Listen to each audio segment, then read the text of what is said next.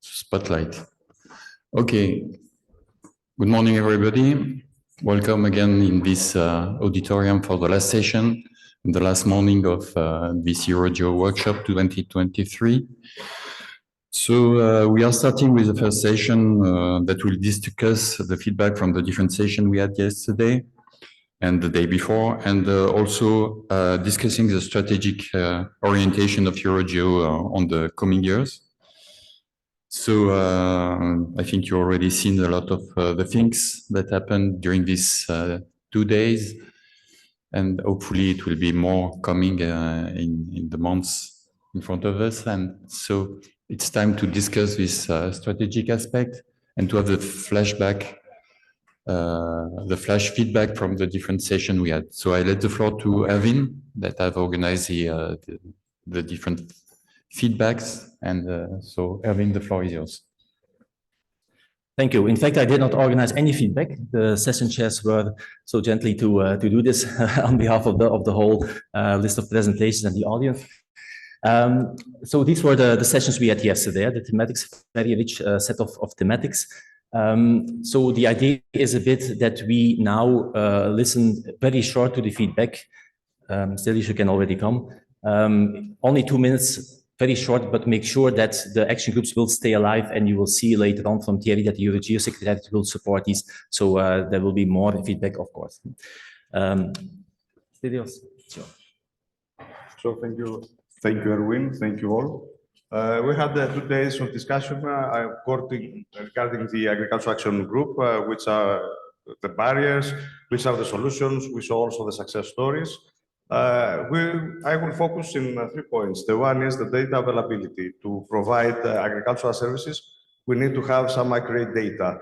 So there is the issue that we do have, from the one hand, a plethora of data, a big data volumes from Earth observation, but we are missing in situ data that it will help us to develop a more accurate calibration validation framework in order to provide more accurate information. Also, there is a high cost on the computational processing of this data. The other one has to do with the skills that required from the agricultural, the people that is working from the agricultural sector, in order not only to handle the EU information, but also to interpret this to their customers, and also to give some, to provide some added value. This is something that is missing. This is something that it could be discussed with the interoperability between different sectors, where the technical aspects are the same, but it should make some capacity building activities in order to train the people from the agriculture, coming from the agriculture. There is also some policy and regulatory issues, mainly between the European Union and other countries, as we saw from the CQCell project. The cross-border data sharing is difficult, but also there is some other issue regarding the security of this data, especially when we have to deal with data coming from the cross compliance of the Common Agricultural Policy. Also, the level of dissemination of the Earth observation data and the usefulness for the agricultural sector is very low in the agricultural community. And of course, for all this, we need to engage more actively the users, either who they are, because the business models are on a very complex landscape for the agriculture, and it is not a direct way to work. It's not like there is a company that is working direct and selling the service to the farmer, but mainly is the intermediate that buys from someone else and provides it. Thank you. Thank you. Next is Immler, who will present the urban session. Yes, good morning. I'm here to present the works of the Urban Working Action Group. Do we see the right slide? Oh, sorry. We were approximately 30 organizations that participated in the session. We had a very fruitful discussion. And one of the key points that was raised by all the speakers was that we have to invest in communication. Communication is a key component. And this can be done by means of surveys, engagement plans, activation of city-level partners and users, synergies with projects, an online portal, citizen science. These are from the presentations of the speakers. Very important is to translate the vast amount of data into information. And this can be delivered to stakeholders contributing in this way to Earth intelligence. Facilitating the build of synergies in the domains of climate action plan and investment strategy, innovative city governance and city engagement, involvement of European, national and regional level structures like national coordination mechanisms. Linking with resilient cities and human settlements working group, this is very important. Supporting the EU cities mission and climate mission. And there are opportunities for funding from the European funding, but also from private investment.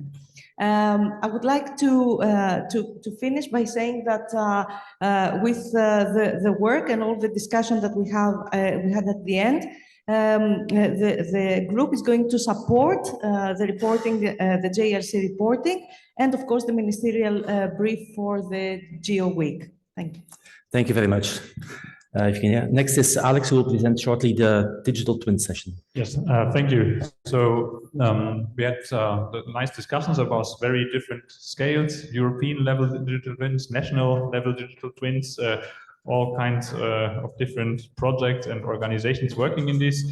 Main challenges identified there is there's still a lot of information silos, a lot of things that are only available in specific institutions, even at regional or local level, and you not always know where all of this information is. There are also issues when trying to bring something from national to European or global scale in terms of scaling, and also the other way around, maybe global models that you want to bring down to a local level are oversimplified and the physics may not fit anymore, so you need to adapt these models. Of course, probably the biggest challenge is the harmonization of all the data and processing facilities and how they can operate with each other. There's also a large number of opportunities. On the other hand, we have a lot of resources in Europe, a lot of different compute facilities, but they're quite segregated, so we need to bring them somehow together. Open source can play an important role here in terms of supporting sustainability, because open source software can be maintained by a community, not by one individual or one instance, which can really distribute the burden over many shoulders. We also have the opportunity to work together on all these different interfaces for interoperability, and in terms of common specification and standard, we can be active in the different standardization groups like OGC, ISO, and so on. The next thing, digital twins and this whole complex does not really yet have a home in EuroGEO. There is no working group on this yet, so we were also thinking a little bit what role EuroGEO or possible working group could play in this. It, of course, needs to be a platform of exchange to bring all of these different initiatives together, digital twin of the ocean, destination Earth, and a lot of other activities that are going on there. Identification of gaps in all the technology steps and data linkages, the link between the different nations that we have and our members of GEO can play an important role here as well. And finally, also help with the prioritization of the things that we need to harmonize and bring together, basically. Thanks. Thank you, Alex. Conrad, what happened in the land intelligence session? Thanks, Erwin. Yesterday, we had some great presentations from the group members. But the main discussion points were really related to quality of the data and also the validation and the sharing of land cover. So through the discussions that we had after the presentation, the main points really were about standardized access to reference data. We all need that today for a number of reasons, but it's putting it all together. Within EuroGEO, within Horizon, there's many places where reference data can be accessed. And how can we get our hands on that in order to commonly use the same data sets? So that's one of the points. The other one, of course, on quality measures is about what should be provided to be sure that we are using the correct land cover data. So what we're saying is we got to dig deeper than just overall accuracy and ask for some kind of minimum requirements when it comes to uncertainty of the data we're using. Another one that was really interesting that came up is, well, how do different land covers talk to each other? And of course, in our day of automation. Hopefully, we can get within the group some discussions and moving forward with automatic going towards ontologies so that we can link land cover together much better. And AI, machine learning, deep learning, getting the right data both for the training side and also for the validation. That's one of the goals, I think, of our group. Hopefully that we can get something together and work on that. And then at the end, still clarify what it is from the measurement. So going from EO to the actual data that's used for Green Deal and everything else, make sure that we have all those definitions clear, not just for our experts, but also for the users. Thank you. Thank you, Colin. Next we have Alexia. You had two topics, in fact. You had disasters and health, a lot to tell, but please go ahead. Apologies, Harris was a bit sick, so I will briefly not say all these things. So from the disasters and the health action groups, we first of all underlined that for the improvement of the TRL, for the enhancement and the operational use, scalability and transferability, all these area and awards are very important. In addition, there are a lot of needs for capacity building actions and coordination like FPCAP and the GeoCredit. Of course, sustainable funding is necessary in order to have this permanent support and to have to secure their sustainability.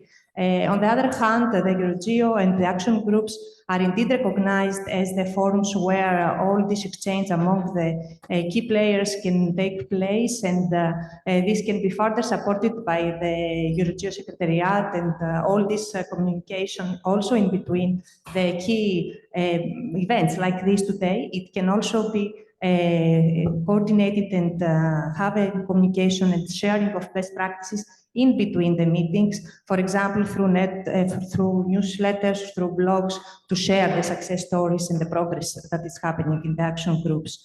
The private sector was also highlighted as important in order to have their demands covered and to move to the demand side in general. And in this, the co-design methodology developed in SHAPE was highly appreciated. And it can be time consuming, but it's very important because like this, we ensure finally the sustainability of the products that the scientists and the researchers develop. And last but not least, the Copernicus thematic hubs were highlighted as very important in order to establish cooperation and make synergies. And the different data sources, not only satellites, but also within situ, the combination of these are very important in order to secure the data accuracy and to increase the reliability of our services and products. Thank you. Thank you, Alexia. Next is Juan Maso. Juan, I think Green Deal Data Space has a lot to tell about that, no?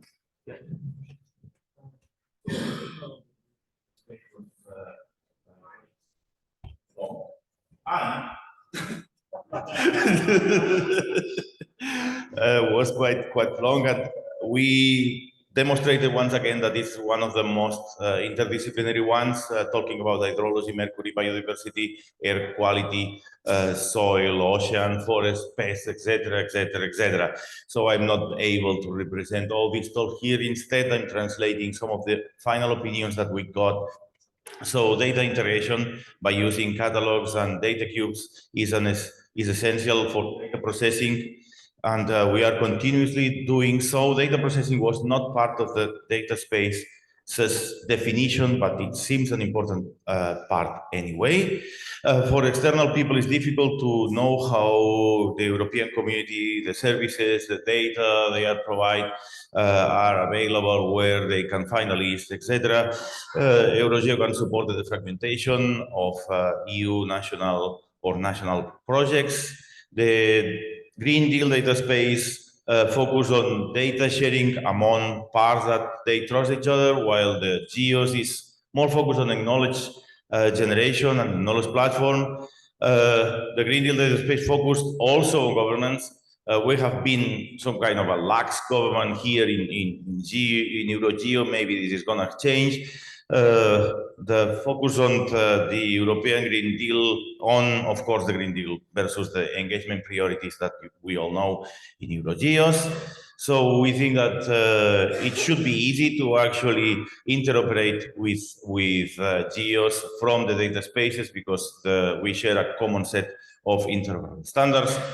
And in contrast, the trusted and high traceable and well-documented data sets should be prominent in the data spaces as they are focused on making data available for policy. Are we actually reinventing the European SDI? In some sense we are, but we are collecting the experience of the 20 years of implementation, plus we are adding new actors, new data sources, and we are fulfilling the needs of more applicable regulations. Thank you, very interesting. Since we are in Bolzano, we could of course not avoid the session on geo mountains. So Carolina, please, the floor is yours. Thank you very much, and good morning, everyone. We are surrounded here by wonderful mountains, so it was natural for us to also discuss mountains more specifically. Can we have the slide, please? Sorry. So the session was titled Elevating Mountains in the Geo Post-2025 Strategy, and we invited a number of EU-funded projects to present some of their experiences and lessons that we can also take in that advice. So from the outset, I would like to also thank the presenters for their wonderful contributions at this session. I would like to highlight 4 key recommendations and lessons that we discussed. Number 1 is context. Mountains are natural integrators for many phenomena that are happening around the world on global change, from climate to demographic change and so forth. So it's important to also consider that there are multiple and diverse disciplines involved in studying that, but also in formulating solutions to those. So it's important to have a platform that allows for all of that integration to happen.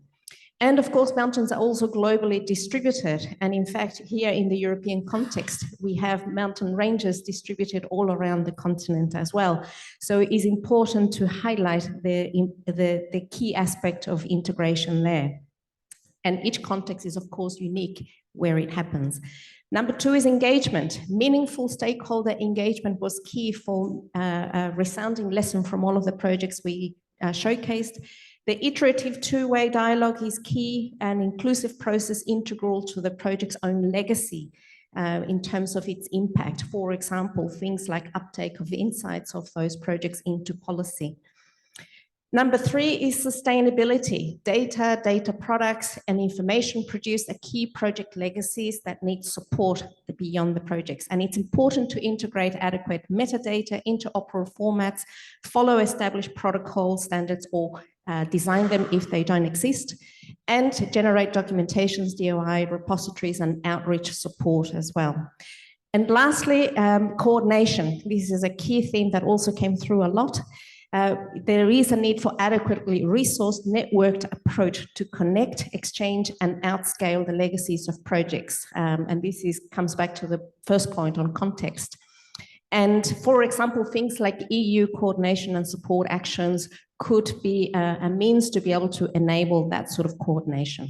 Thank you very much. Thank you, Carolina. Next is Thierry Ranchin. We'll talk about renewable energies and climate. Thank you very much, Javi. So the session we had on renewable energy and climate was quite interesting in terms of topics we have discussed and the different elements we have evocated on in terms of energy. But we tried to have a wrap up and a discussion later on how to support the EuroGEO 3C strategy. So the coordinate, combine, cooperate, the complementarity of the different organizations and tools that are inside this working group, and what we are waiting from EuroGEO. So I tried to summarize this through that. And so when we are looking to this EuroGEO strategy, the better and the continuous communication was something needed and underlined by all the participants. The need for a better coordination between the different actors. We have different level of organization. Copernicus, the new Copernicus Energy Hub, the action group, the GeoVenner initiative within GEO. And so there is a need for interlinks with the various thematic area also, because energy is also surrounding information to climate, to taking care about what's happening in the land, in the ocean, etc., etc. So it's something which is in the middle and need all the support of all the activity around that. So this complementarity of the tools and resource. So there is a need to contribute to the Copernicus Energy Hub and vice versa, that the new Copernicus Energy Hub will contribute. GeoVenner, it's also a way of getting outside Europe. So we have these two levels and spreading the information at large and organizing some joint action. And so what we are waiting as a group about EuroGEO, it's really a support toward funding, but also to wear our EuroGEO color proudly.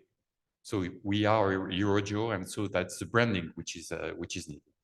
And so we sorry, we need an intermediate with the global geo, how we can reach them, how we can exchange with them at the European level, and also we need some support to go to the international partnership and to showcase the European strengths on all of this.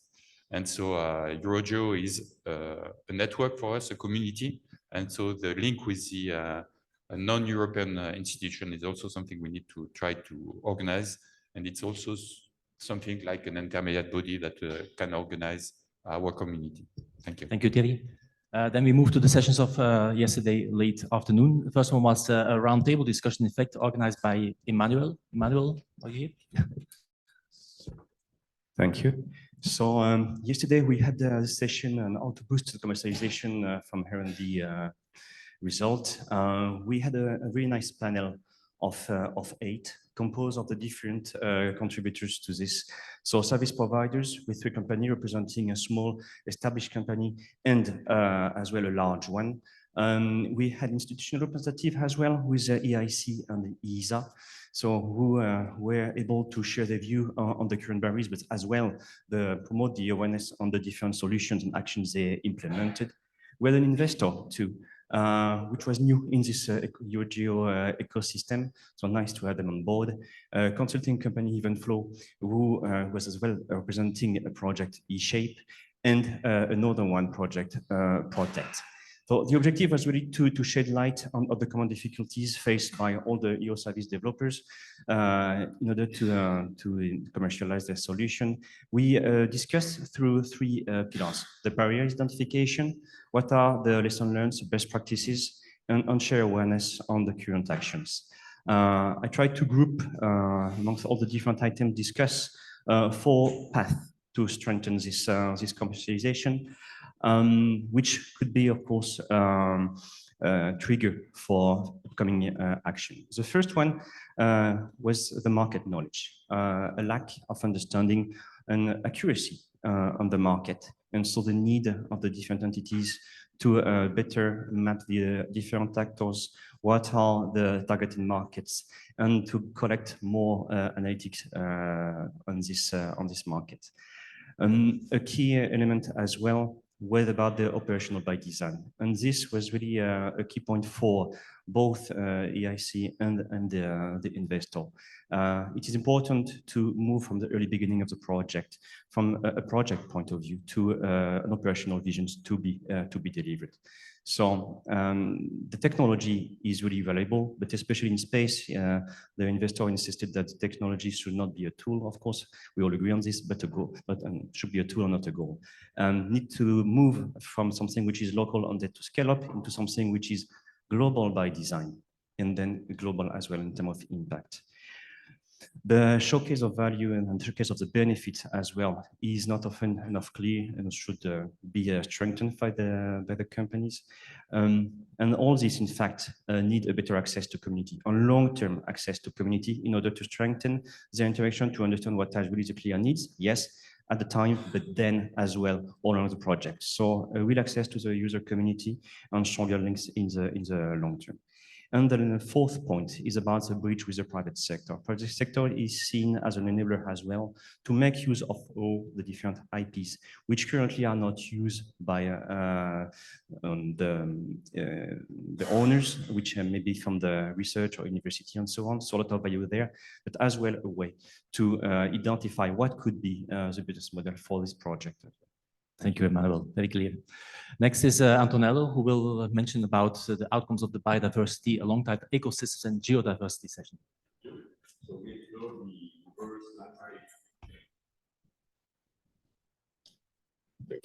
We explore the diverse landscape of biodiversity ecosystems and geodiversity research. In particular, we looked at initiatives such as EuropaBond, GeoBond, the Geo Global Ecosystem Atlas, the pathway towards a European Biodiversity Monitoring Center, and the activity of Biodiversa Plus. Then we discussed the role of European infrastructures in assuring long-term sustainability of the research. So in particular, we had reports from Elter RI, Anai, Eric, and LifeWatch Eric. And then we had two panel discussions on challenges at the interface between geodiversity and biodiversity, different needs, different data, different time and space scales, and water cycle changes and ecosystems. What are the outcomes? The outcomes mainly are the need to integrate, connect, and federate the different actions. There are many actions on biodiversity and ecosystems. All of them are very important and interesting, but sometimes they need to talk to each other a lot, and more contact between the different RIs. I mean, RIs assure long-term disciplinary sustainability, but we need to have different RIs to talk to each other. Then we need to combine societal policy needs and requests with rigorous scientific knowledge. So in particular, identifying what are the knowledge gaps and how to fill them. And then we need a fully integrated whole system approach to this complex ecosystem and biodiversity world. Then particular looking together at biotic and abiotic interactions. This is not always easy, and at the aspects of both static and dynamic dynamic of the ecosystems. Now we have a working group, an action group that will meet during the course of the year, and then hopefully we'll report on results next time. Thank you, Antonello. In situ is always a hot topic, as we know, and Jose Miguel will tell us about the outcomes of the session yesterday.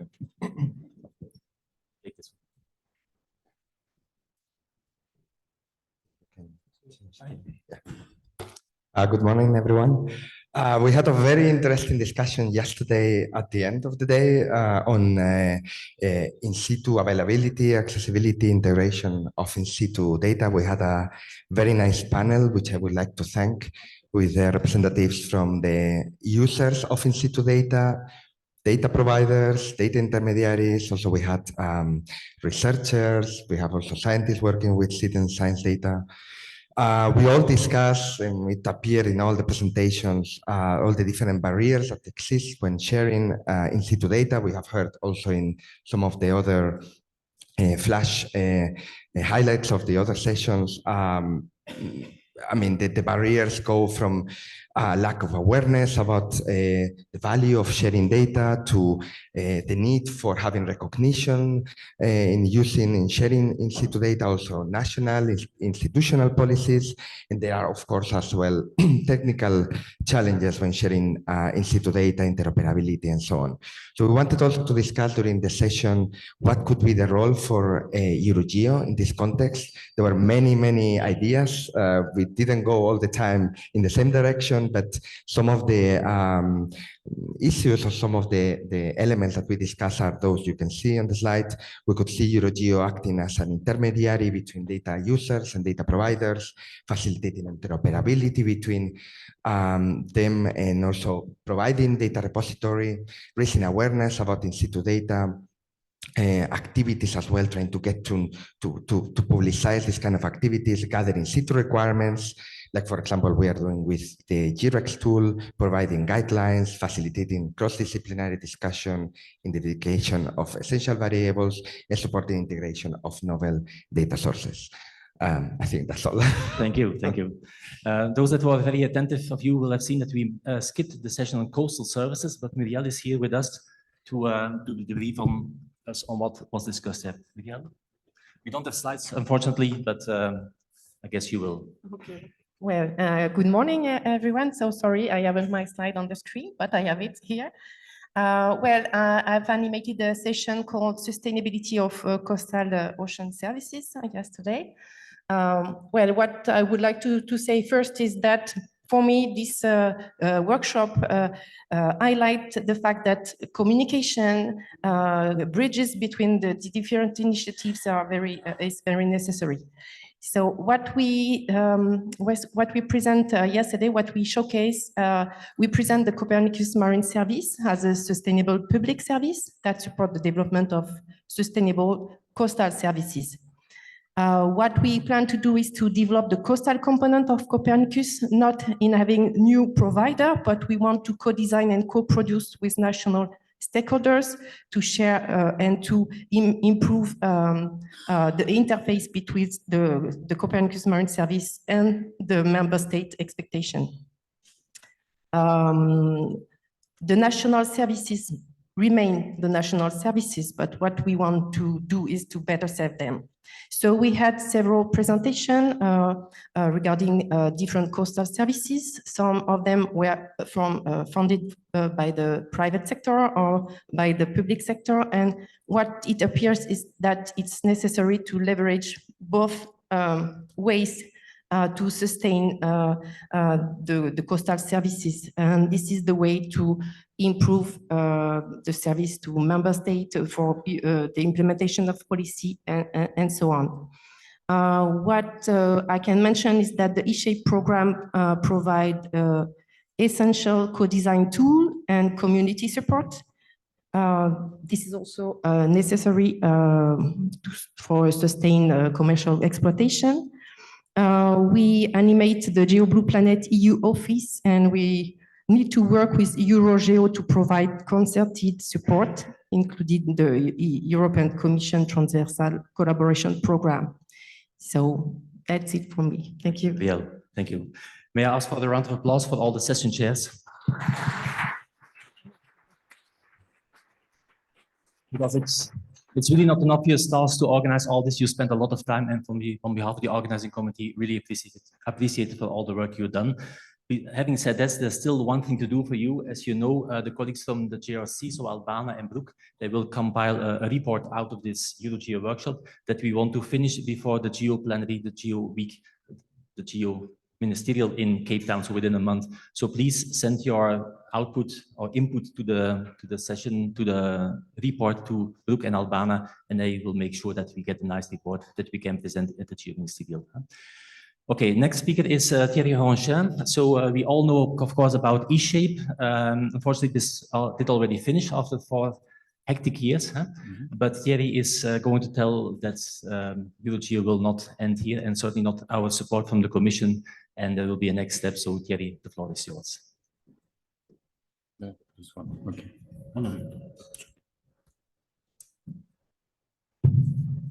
Okay, thank you. Thank you, Arvin.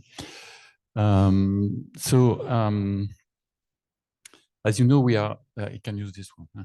Okay, great. The idea of today is to try to build on what we have done in this last year, and also to track what can be done for the future and for the EuroGEO strategy. So I was asked to do this presentation. And so I need to come back to the current vision and the scope we have in EuroGEO. So mainly the sphere of activity are the coordination of the geo-relevant activity. So we try to do so today and the day before. The action group was one of the example. And so we are contributing as Europe in all this geo initiative and priority, but we are not really visible. And that's a point that underlined also the job we have to achieve. So we implement a user-driven research and innovation agenda, trying to have more and more user of Earth observation, a new application, and to go further on our activity. And so that's require, when we are looking to the geo priority, an organization, and to require demonstration, incubation, upscaling, and replication. So EuroGEO should also support the cooperation among European and national program. We have a discussion about the national mechanism on the beginning of this workshop. And so we have also to try to organize a user community. And we have had a very good example about all the community that are around EuroGEO through the wrap-up we have today. And so that's really, in my point of view, where the richness of EuroGEO is. You are the richness of EuroGEO, and we should go on. And so there is this cooperation with other regional geo, as you have maybe seen on the work achieved in the regional geo description. Each region choose dedicated point and wish to share that application and way of working. And Europe is focusing on our EO industry, on the way we can organize the support to the decision making and also the support to the EO industry. So most of you hear about eShape. For those who didn't, I just tried to recap some of the elements, some of the legacy of this project that stopped in end of April. So we had strategic activity, and what we have developed, the co-design methodology and the self-diagnosis tools is one of the big output of our work. Putting the user on the center of our discussion was essential. We have also worked a lot on trying to guide the people in order to be able to implement their services, the idea, their application. And so you have also this EuroGEO guide that was set up by Marie-Françoise, which is available. There was this capacity building best practice guide that was also developed. And this sustainability booster, which is continuing his own activity and will be available also for the community.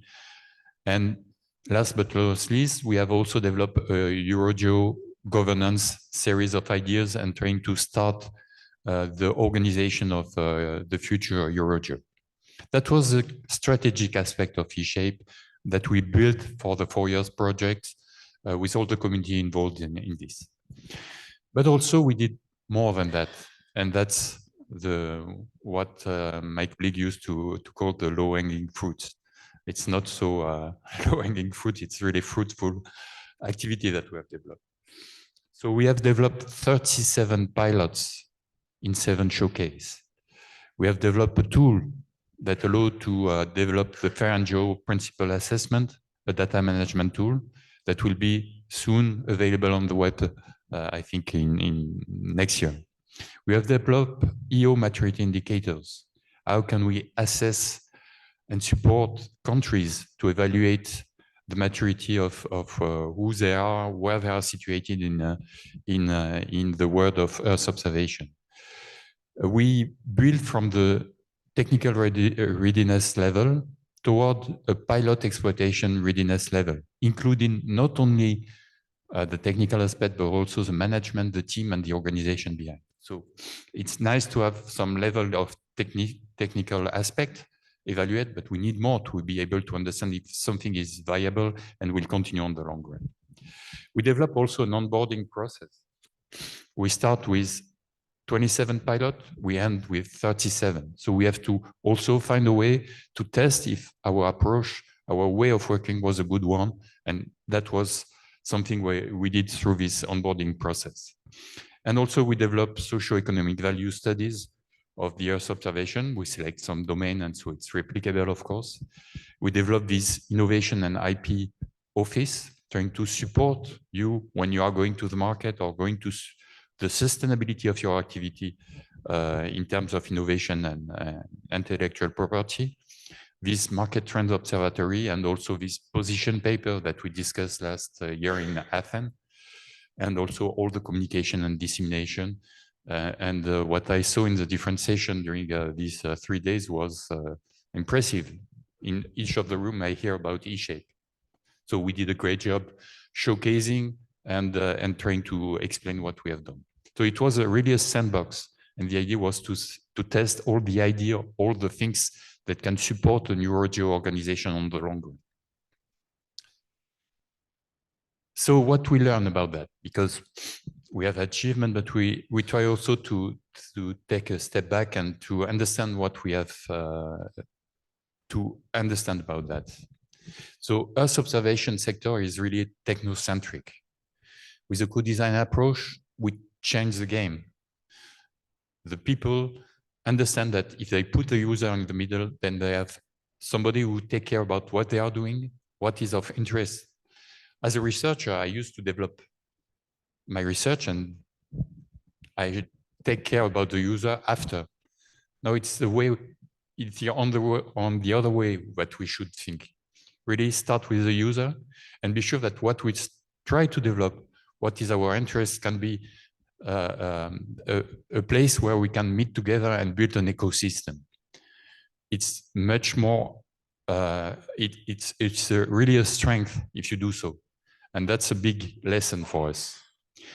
The JAS offer, so it was a time where we talk much more about the JASs, the data access system, data and infrastructure access system. So that was really complex. And there was a support given to them on the usage and the negotiation and the technique and what's happened now. It's on the same track. So we have built on that, and we learned that we need to take care about how we can access cloud computing, HPC, how to support the user for that, and that's really something needed. So we have also the understanding that we are working, most of us, in an incentive approach, and maybe there is something to do in terms of leverage resource and go to a private and public partnership situation. And that's through the Protect project. I think there are some tracks there that can be of interest. We also learned that we need an actor, someone which aggregates anything, combining grant, private sector, equity, fundraising, and the interaction with all the different organizations within Europe talking about Earth observation. So the landscape is quite complex. We have USPA, Cassini, Copernicus downstream, the new Copernicus hubs.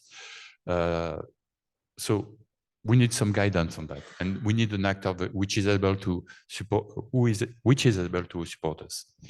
The maturity of each country, it's really an indicator of the fragmentation in Europe. And so there is technological aspect, research and innovation aspects, etc. And so there is a need to adapt anything for each country, so the fit for use for each country. And so that's something that we should have in mind when we are talking about EuroGEO. And so we built on legacy, and all the work that we are achieving is built on the legacy we have for the different projects. How can we construct something through R&D for the future? There is a continuity to organize between research and the final product, and we need to have the innovation, what we call in eShape the conveyor belt. How we can start with the idea and go and support all the steps that reach the final user uptake and the global application for the world. So eShape was a common actor for this last 4 years. And so there is a need for this common actor for the EO domain.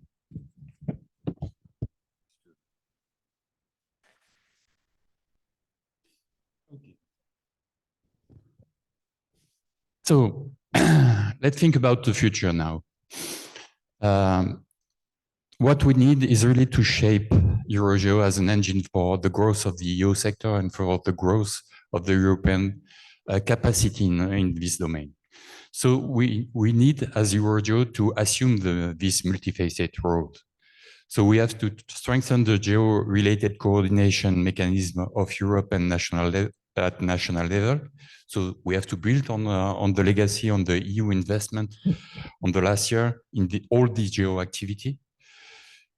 Who of you is able to say how much effort was put on geo since the beginning by Europe? I think nobody. So we have to do this and to evaluate what was the support of Europe to geo, and also to showcase it. there is this needed to really be visible within GEO. So we should ensure that the dissemination and the replication of the best practice that we have introduced is still continuing. We have also to reinforce the support to increase innovation and space application development. That can be done through the collaboration among all the actors of this value chain in order to drive the development of application. And the user should be here also and should continue this conveyor belt approach that we developed in order to be sure that we reach with and for the user the final impact we want to have. So that's really continuing on putting the user on the middle and to be sure that he is here. So we have also to reinforce the EO data ecosystem within Europe. We had this series of presentations talking about data in anywhere. And so there is also this promotion of the FAIR and GEO principle that can be also added on this. We have these different working group and action groups on the data space. Johan presents something about the data space, and there are much more to do. The in-situ activity that was showcased by Jose Miguel was also of importance. And there is a place maybe for something like an action group talking about data and in-situ measurement and so on and so forth. So something that we can replicate at the European level and that we can really build on. We need to create and develop a comprehensive innovation pipeline in Europe. And that allows us really to pursue this international cooperation to help and stimulate the user uptake, the market development, and really we go further in this direction. The technology we have developed in Europe is used worldwide, but we don't have a lot of feedback saying thanks a lot for being part of the digital earth of Africa, for example, and putting effort in data. And we have all the people saying, hey, we have done that, but where is the acknowledgement of what we have done for that? So we need really to pursue this international cooperation and be really proud of being EuroGEO and to be there and to showcase that Europe is pushing in this good direction.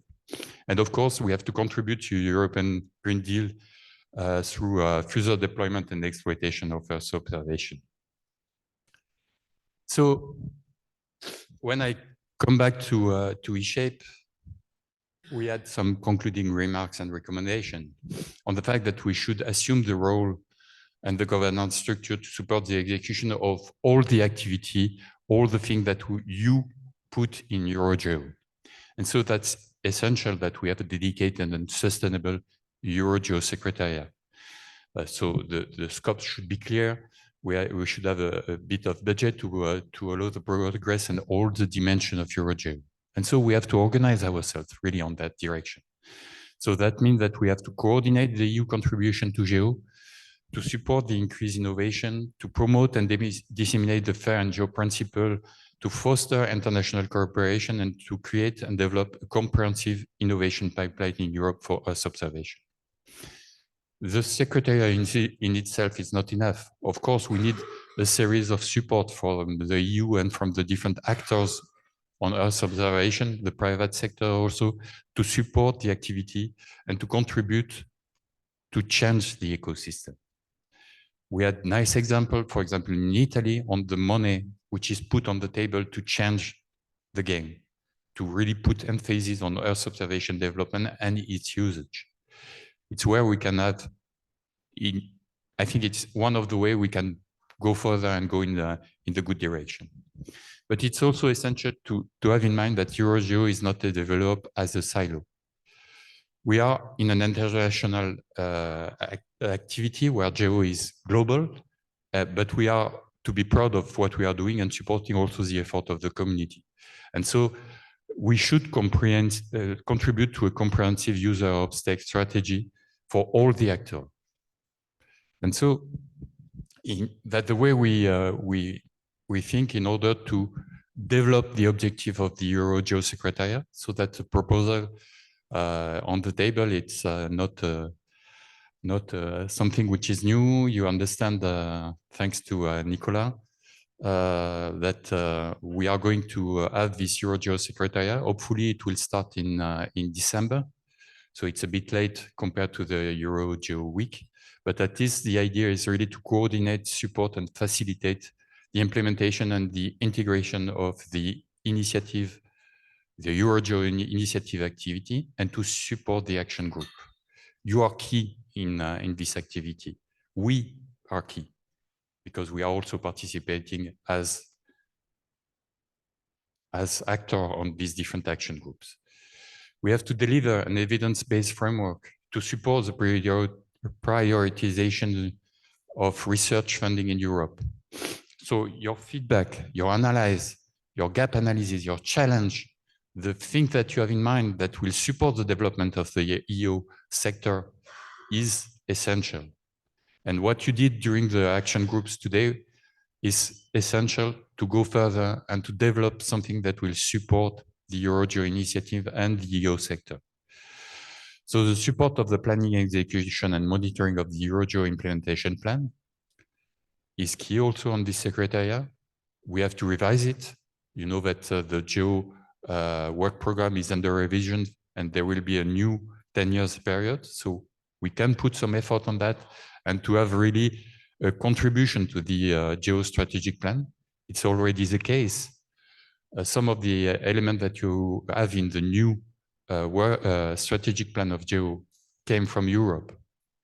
And you can be sure that we push on this direction. And so we should also assist the development of sustainable concept toward ensuring long-term operation of the EuroGEO initiative. So we are here for a long time and we have to push really on this direction.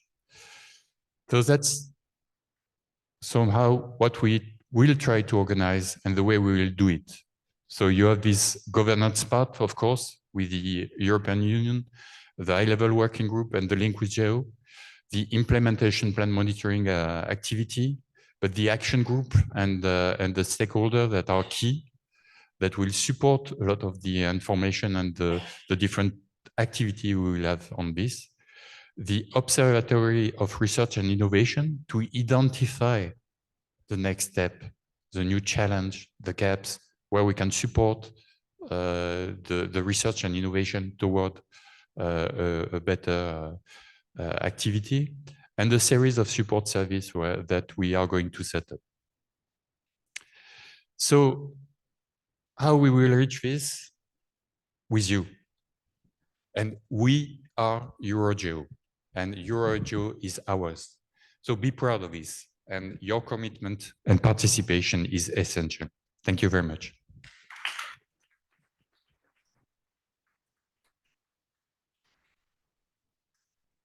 Thank you, Thierry, and good morning, everyone.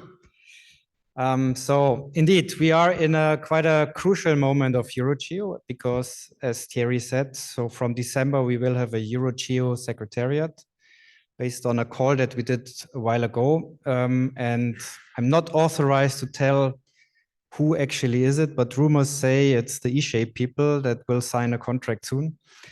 So, but as Thierry just said, it's really, we want to develop this together with the EuroGEO community, so together with you. And that's why we will now not have any other presentations. I will not have a presentation, but we will ask you to raise your voice and be part of the discussion of what is EuroGEO, what is it supposed to do, what is its vision, what is its mission, and how can the EuroGEO Secretariat support the work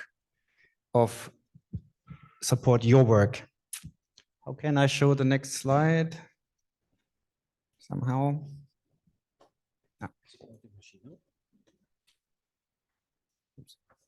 Here, hidden. So what we're gonna do now is, oops, sorry, that's not the right presentation. No, that's not the right presentation, I'm sorry. Can we somehow have, the other one? Oh. So what we're gonna do now is we meet in groups downstairs. We have prepared tables where you can sit around and discuss certain topics, and we have already introduced these topics. I hope all of you have seen these posters outside where we have addressed certain topics and asked you to provide already your input. And actually in room 1, which is the conference hall, which is if you go down the stairs here to your right-hand side, you will find these posters and you can already include the work that has already been, or the input that has already been provided to those topics. And in the other room, you can start freshly with a fresh mind and a blank paper, so to say. So thanks very much. So we have provided these topics here, and I will just very briefly introduce them. And it's really relates to a lot of the input that was coming from the sessions we had yesterday, which were actually really amazing. And I was very impressed by all the stuff that was presented there and all the work that was done. And also from what Thierry just said related to EuroGEO.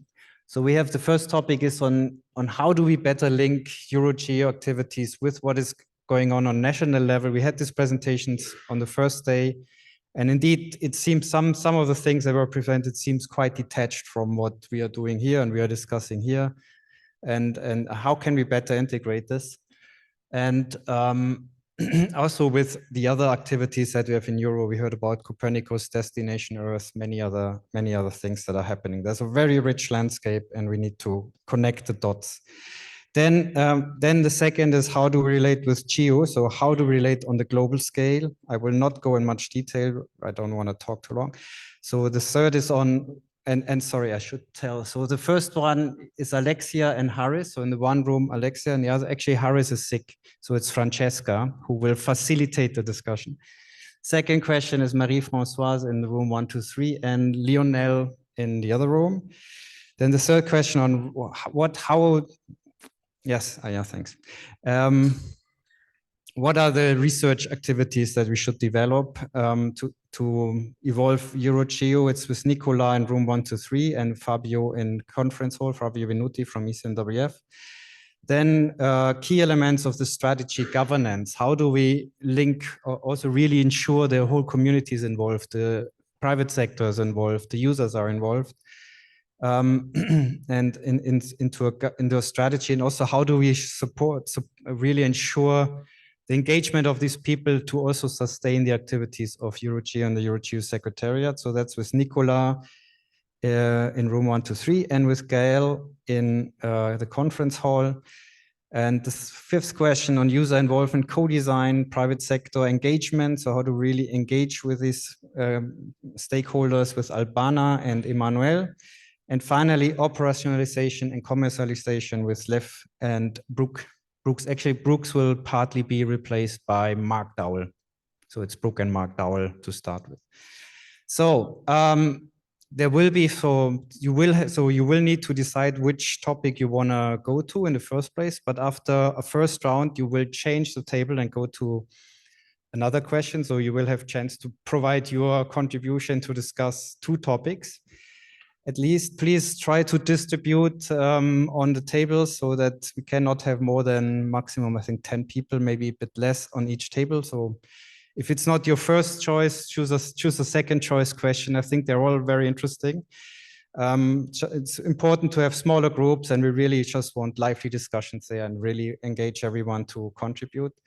There will be a rapporteur from each of those tables, and we will ask the rapporteur to briefly give us the flavor of what has been discussed after this meeting. But we will also record these posters and all the input you provide there.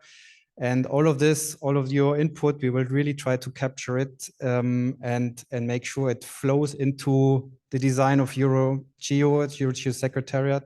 We'll take note of it, and also into the report that Brooke and Brooke and Albana will elaborate. All clear? Yes, then let's go. Please just go downstairs, find your table, whatever, and discuss, and be back at 11:15 here. So this will go a bit into the coffee break, which starts at 10:45. Be back at 11:15 here for the harvesting. Thank you.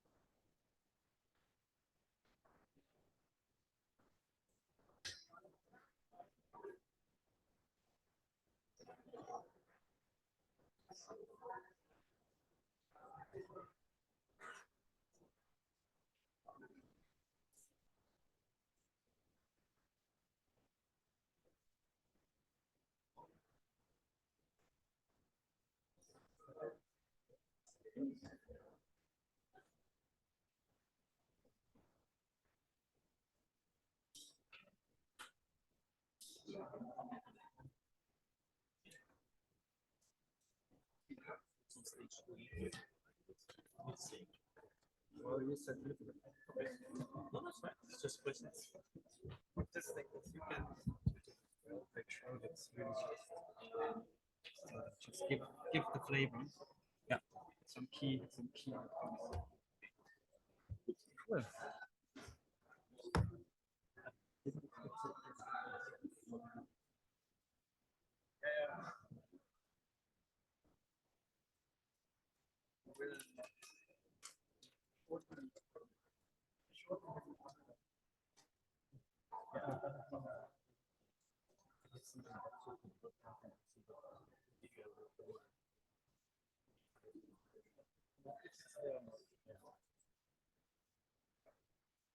To give the last word.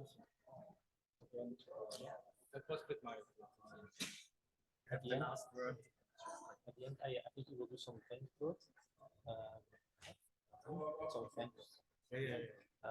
Alex, because Alex has some power for the email, so you truly need to take Alex on stage. Or I can call him, I can know what part you want to do. No, but you don't have to mention, but don't mention it, but it's Alex that will mention it. I will ask Alex. What else we need to particularly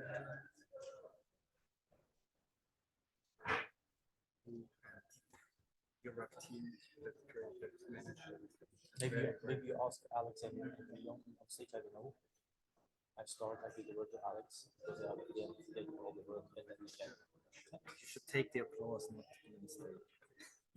Okay, fine. You can be on stage to take the applause. Yeah, that's it. Which of course I think it's really evident that it's very well organized. Okay, let's go down. So which room do you want to go? I go to the conference room. I think one.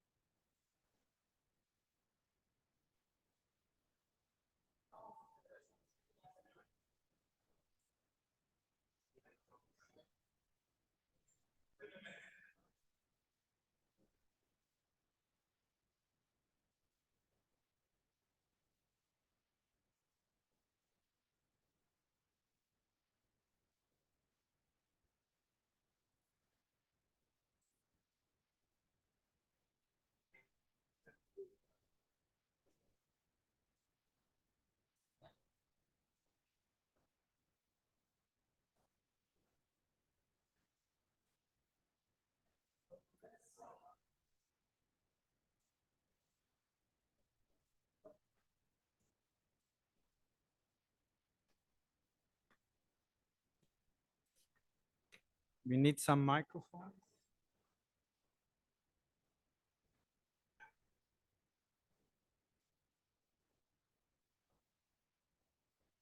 Yes, hello, please have your seat. We want to start. We're already very late.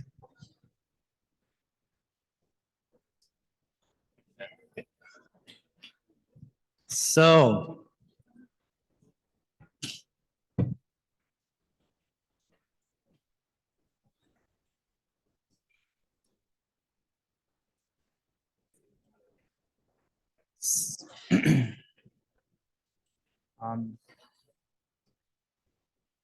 so thanks for, we have already some nice pictures that show how engaged you were in discussion. So I hope you enjoyed this interactive sessions, and we want now to have some very brief feedback from each of the groups, each of the tables actually. There will we have really captured, we will take pictures of the posters.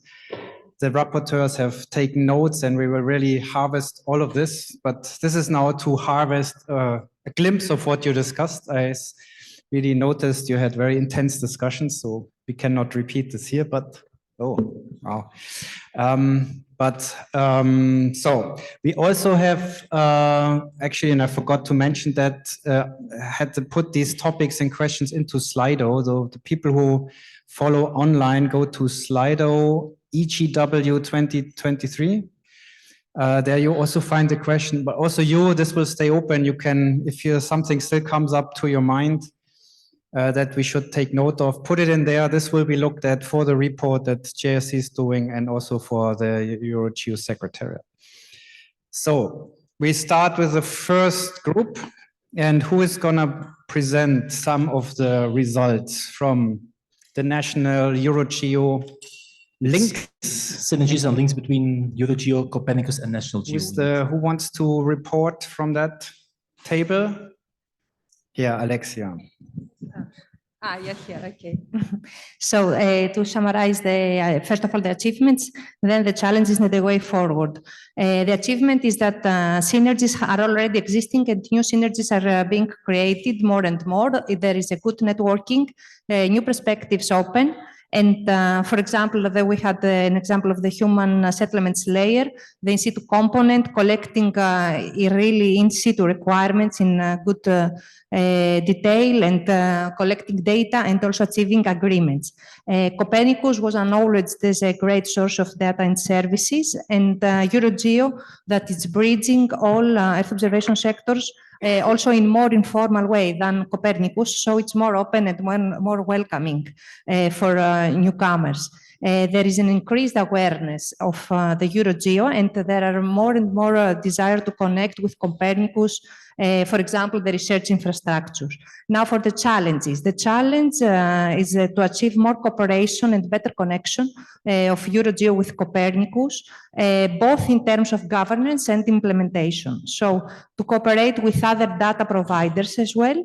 And apart from satellite data, aerial and in situ data are well needed and in good time resolution. And another challenge was identified as the loss of institutional memory when people are changing and there are changes in the decision-making bodies. The national initiatives should coordinate with EuroGEO and GEO initiatives.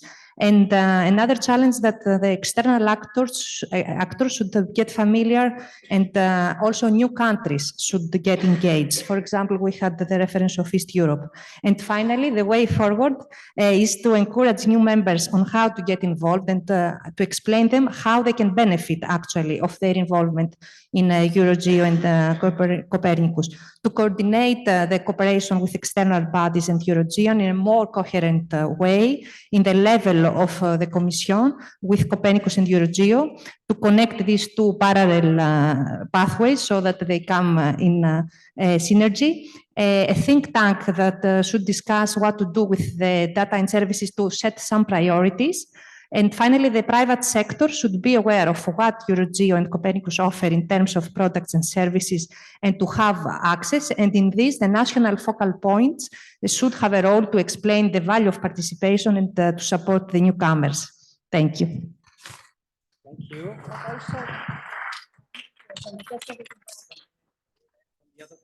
Yes. Sorry. So thank you very much. I will complement a little bit Alexia's presentation. So in terms of our achievements, what we have analyzed is that Copernicus is very much based in GeoS, and most of the geospatial standards are actually used for all. We had many different challenges that we have analyzed. In particular, how to involve the national stakeholders in EuroGEO. So what's in it for them? So now, for the moment, it's really time to gather needs from countries, reach cities, especially municipalities at urban level, but especially through a national mechanism. So from Geo to EuroGEO, this is a big challenge to reflect on regional needs. And one very particular topic that came out is actually the involvement of non-EU countries. As we know now, the UK is recently reintegrated into the Horizon program. So what's in it now? Should the UK in some parts being part, for example, of the high-level working group or not? And of course, to any other associated countries. Something else that came out is that at national geos, we are facing different times and pace of involvement and of development of cooperations and initiatives. So should at national level insert some mechanism in order to, I don't know, diverse best practices or sort of internal KPIs in order to really make nations accountable in this sense. So this is something to discuss, and how EuroGEO could go to national ministries, let's say. And the way forward, sorry, Franz, is really to eventually put some more time at EuroGEO level into Geo. So could some dedicated time to be dedicated to these new connections. Thank you. Thank you very much. The next topic was on alignment of EuroGEO with GeoWork program. Marie-Françoise. Yes. So we've had several questions and sub-questions into this topic. So the first one was about the achievements of EuroGEO. So the major achievement is the open data policy and Copernicus, of course, which is something we always have to underline and never forget. Then we also had a lot of improvements in research, infrastructures, and knowledge, thanks to EuroGEO. We had very big investments and coordination from the European Commission, but also at national level. We could develop efficient networking and opportunities to meet and develop new consortiums if needed, now in the projects, but also for business later if needed. We know each other. Geo and GEOS being mentioned in the European cause provide a lot of legitimacy to engage with people and build the consortiums. And then the brand is considered to be well known by some, but not by all. We will come back to that a bit later. Considering the challenges, we had to mention which are the challenges for EuroGEO. It is first to clarify what is EuroGEO. Some people understand it differently. Where to find help about EuroGEO. We need to clarify a EuroGEO branding. There is a need of coordination between the European level and the national GEOs. And also there is a need to engage with the missing countries. There are some countries which are not represented here. And to get the legitimacy to represent Europe, we need to engage with these countries. EuroGEO is often missing in the course. GeoGEOS is mentioned, but not EuroGEO. So this is also something that could be improved. And we should get a stronger voice of Europe in the GEO programs. Very often it's fragmented at the GEO level. And we should clarify the impacts of a EuroGEO contribution to the GEO initiatives and work program. Very often it's also distributed and mentioned via projects, but not enough via EuroGEO. The way forward would be to, for the EuroGEO Secretariat, it should be a coordination body with a clear understanding of the roles and the activity. So EuroGEO should be the implementation body of the high-level working group. So in the same way we have the plenary and GeoSec, we could have the high-level working group and EuroGEO Secretariat. EuroGEO must provide a clear mandate between the national and European levels. And countries like Swiss or UK could benefit from a clear mention in the EuroGEO also. Then engage with new countries, I mentioned that already. We could linkage to the work program with a global scope, because right now there is a mix between projects and the framework program. So very often the projects have impacts on several initiatives, and this is difficult to track that. because we very much communicate at the level of the project. And then we should develop a stronger EuroGEO. And we are not very much aligned with the organization of the other geo regions. And the link to the work program activity, I mentioned that.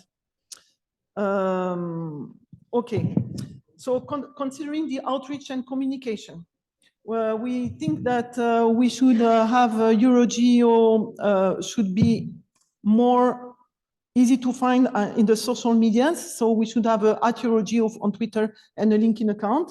It would make the communication easier. Very often we communicate on the funding frame like Horizon, but not EuroGEO. So we should have the funding and the frame, so saying to benefit or supporting EuroGEO, something like that in the communication of the projects. Yeah, so on this aspect, the guidelines could change at the European communication and promotion level.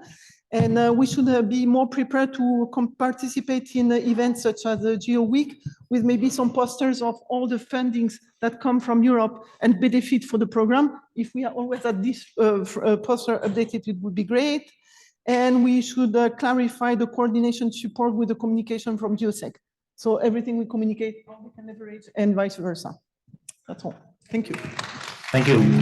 So we understood that Lionel, you merged with Marie-Françoise. So okay, perfect. Next are the R&I priorities for European EuroGEO's evolution. So Nicolas. Yeah, I sense. Thank you. Okay, I'll try. There was quite a lively discussion. Among the achievements, well, certainly in the last 10, 20 years, we have achieved a good development of research infrastructure in terms of monitoring, as you know, through S3 and other structure, computing in terms of high-performing computing cloud, the open Earth observation cloud, and so on. And then we have also made quite a bit progress on integrated global and regional observing system. Then also among the achievements that we have improved quite a bit the multimedia modeling system to evaluate the impact of different environmental driver and pressure factor on various ecosystem and how this ecosystem interact to each other. And also, we have improved the capacity in Europe to develop multidisciplinary and interdisciplinary research activity, although there is still room for improvement. And also open science. Open science, we need, we have been working quite a bit to make available codes, input, output for cross-checking about the findings and the knowledge. Also, another important aspect has been highlighted as achievement to have a better cross-continental research cooperation, although also for this there is room for improvement. Among the challenges, certainly we needed to improve, to do a better integration of observation with the modeling data and in a dynamic way, because all the Earth system is a dynamic system, so, and also to pay more attention to the data quality in order to assess the uncertainty associated to our evaluation. Yeah, I need just 10 seconds. Improve data accessibility, certainly taking as example Copernicus, for example, and also to improve availability of a European open science cloud, because still now we are using clouds that are not European. So among the way forward, certainly we need to improve integration of different tools, improve data accessibility, because not all the data are accessible. We need to improve cloud infrastructure in Europe, because most of the, very often the modeling and tools development are locked in the specific platform. And also to make an effort to adapt the research tools for policy application, because the final outcome is really to contribute to improve the policy and decision-making process. Thank you. Thank you.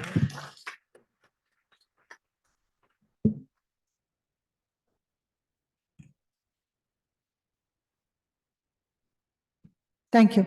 I will not repeat what Nicola said because many things that were addressed at our table are the same that Nicola already said. I will stress a few key points that were in our discussion. About the achievement, a great importance has been given to the better accessibility of data that has been achieved in the last year, acknowledging the great work that has been done at a European level, for example, with OpenAIRE or GBIF and other repositories like Zenodo to make data more findable. I would say that the culture of open data and fair data has improved a lot in the scientific community. And this has been stressed as a great achievement. I think we must be proud of this in our community. Also, the role of the essential variables has been stressed, and which is very important in the ecosystem community, especially. Among the challenges, a major aspect is the sustainability of research projects, meaning that, when a research project finishes, it's difficult to give continuity to the research and to the fundability of data. So this can be improved, maybe with long-term programs in which single research projects are inserted. So stress better the long-term programs to reach a goal which is decadal or in 20, 30 years time in which our research programs are inserted. Still, despite the many progresses in finding data, findability of data can be improved. And another aspect is to foster research that help to better the uncertainty especially in ecosystems. So also bridging in situ data with remote sensing data to improve the modeling at regional level using in situ data, but those in situ data needs to be harmonized. An improvement in this is given by the infrastructures, but there are matter of improvement and more connection between the several infrastructures. Thank you. Thank you very much. Nicola. So the next question was on key elements of the EuroGEO strategy and governance. Please be very brief on some key aspects.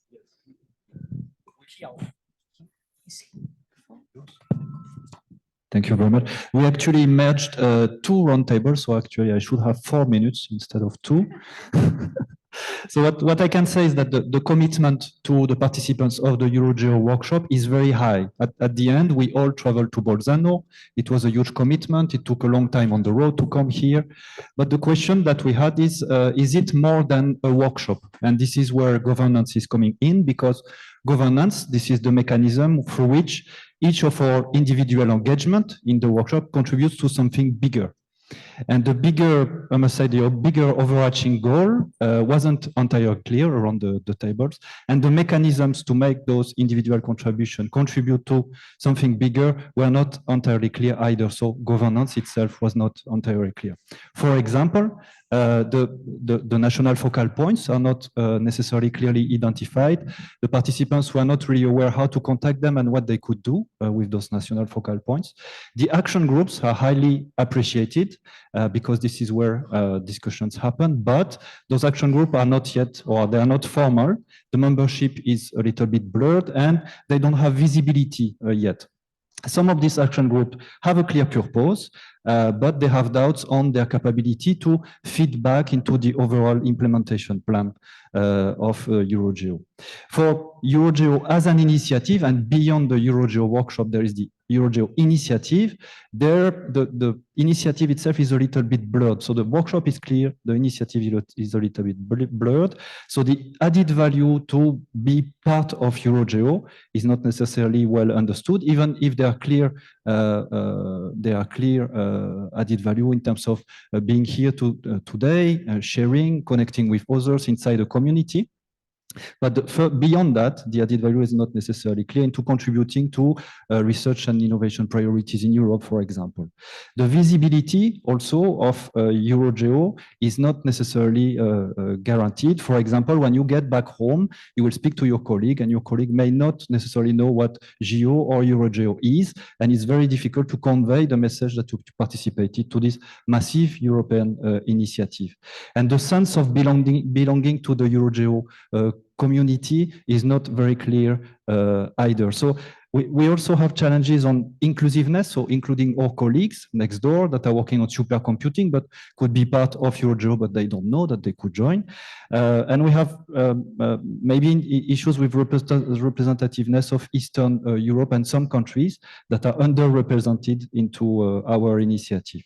We would need to work on the awareness of EuroGEO, therefore, but also on EuroGEO as a brand, something where I, as being part of the Earth observation community in Europe, can contribute and can benefit from. So what is this brand carrying for me?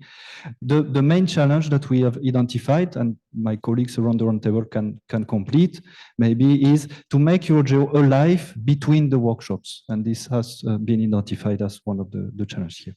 Thank you very much. Thank you.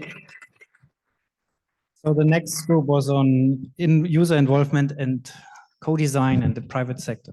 Yes, thank you. We had the pleasure to have 10 contributors to this on this table on my hand, and we had additionally on top a few contributions in the poster when it was displayed in the meeting room. Among the key achievements, I will highlight two, which were clearly mentioned by all. To start first with the contributors, 6 companies contributed to this, 3 research entities on one. So we have a really good mix.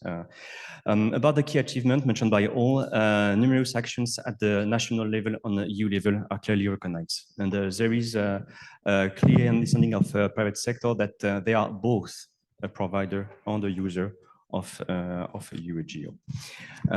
They all agreed as well that there are so many numerous projects, but really a lack of visibility on them, and especially on the outcomes.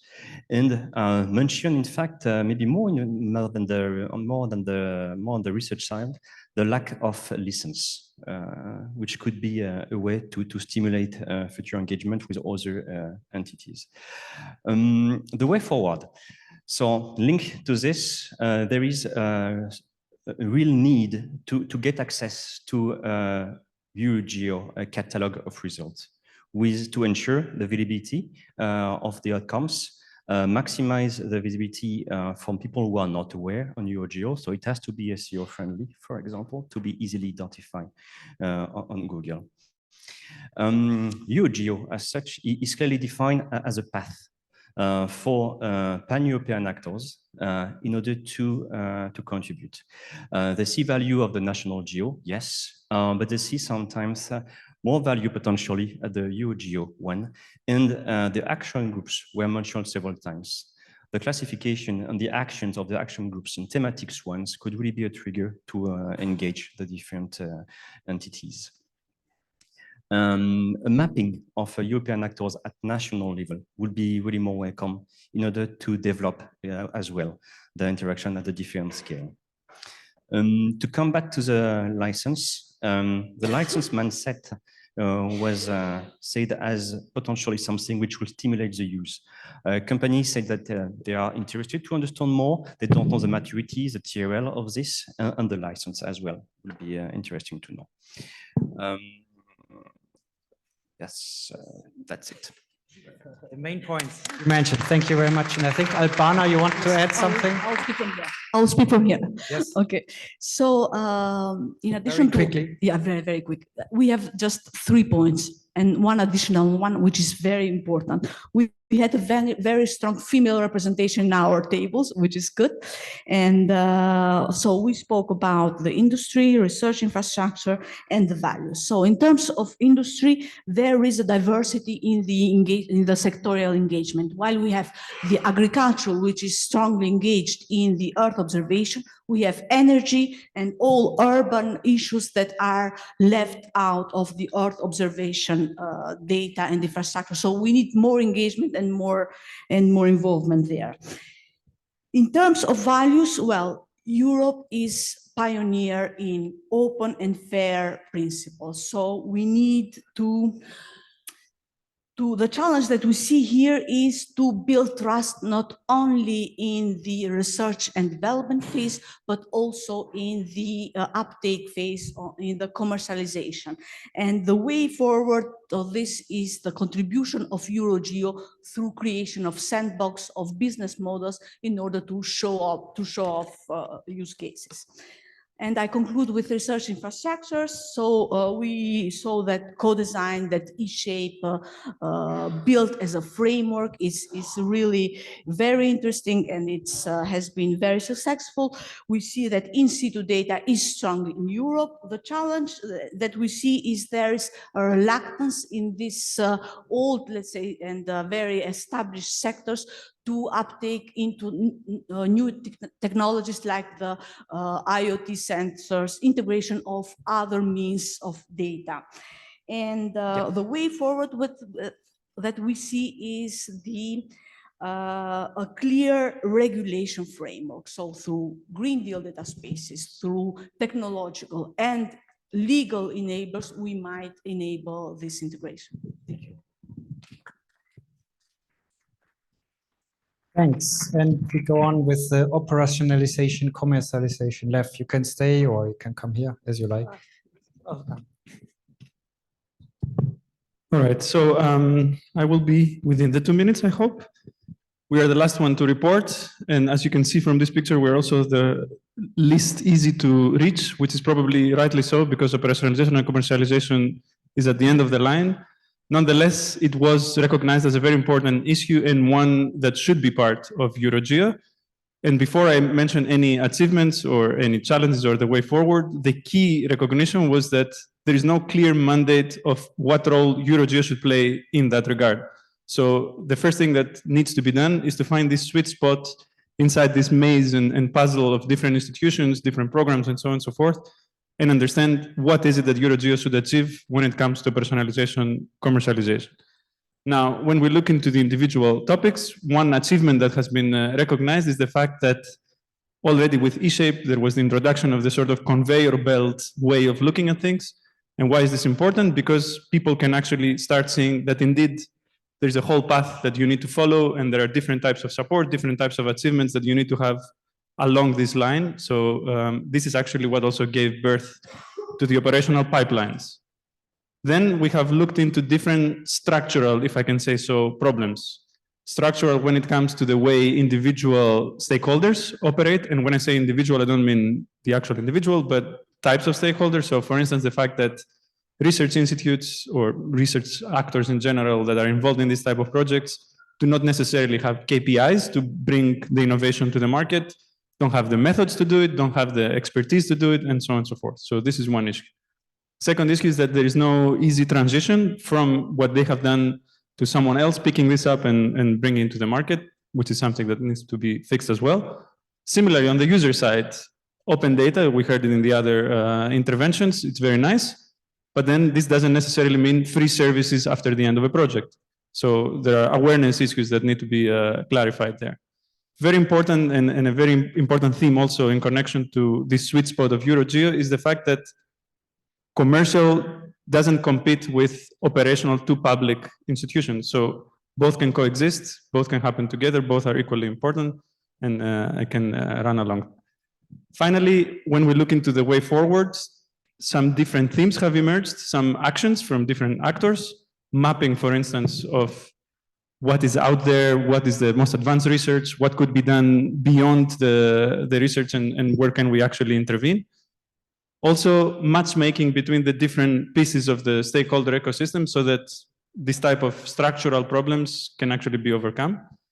And I think I will leave it here and I will invite Mark to complement. Again, this was not meant to summarize every single point, but the main parts. Very good. Thank you. Thank you very much. Anyone wants to add on this, Mark? Yeah, no, thanks, and thanks to Left. Very little to add. Maybe just to re-emphasize this point he was making on there doesn't need to be competition between the public and private. I think it's almost even more than that, in that what we need to start thinking about, and I have a very specific example of this at the moment in a discussion we're having with colleagues at Armin. The results of a research project, we tend to think there are two pathways after. Either it's going into a private sector application with a commercial, a specific commercial product, or it's going into public services. But what we need to be clear is this is not necessarily mutually exclusive. There are possible parallel pathways where aspects of the research project or the product that was developed in the research project can support both a public service application for a specific policy and in parallel provide a commercial application. And then I think the point Left made is really what we need to do is identify this sweet spot. So in our minds, we have this matrix of research and operations on one side and public and private or public and commercial applications on the other. There are various entities that have roles and responsibility in each of these boxes, 4 boxes of that matrix. And what we need to do is think, and we, in our mind, EuroGEO could actually be at the center of that, at the intersection of those 4 boxes, making the links between public and private and research and operations. Thank you. Thank you very much. Thanks to all of you. Thanks to actually all of you for these discussions and for all your input. If there was something you still want to enter to this discussion, put it in Slido, EGW 2023. And Thierry, you want to respond to all this rich input that I think feeds a lot into your future work? Response is a so long discussion that we'll need more time for that. But at least I would like to thank all the participants to this roundtable, because you underline things that we have in mind, but you put some words on the key issue we have in EuroGEO to solve and to work on. I would like to thank all of you for that. I think we are going to tackle, hopefully on the long run, all the questions you raised and all the issue we can solve. We will try to solve it or to propose a framework to solve it. That's our duty in the coming years, at least the 2 coming years. And I think we are very grateful to you to be here and to support this activity. Again, EuroGEO is yours. It's ours, EuroGEO, and we have to collaborate on that. And feel free to come back to us and to give us some feedback wherever it came from. We need you.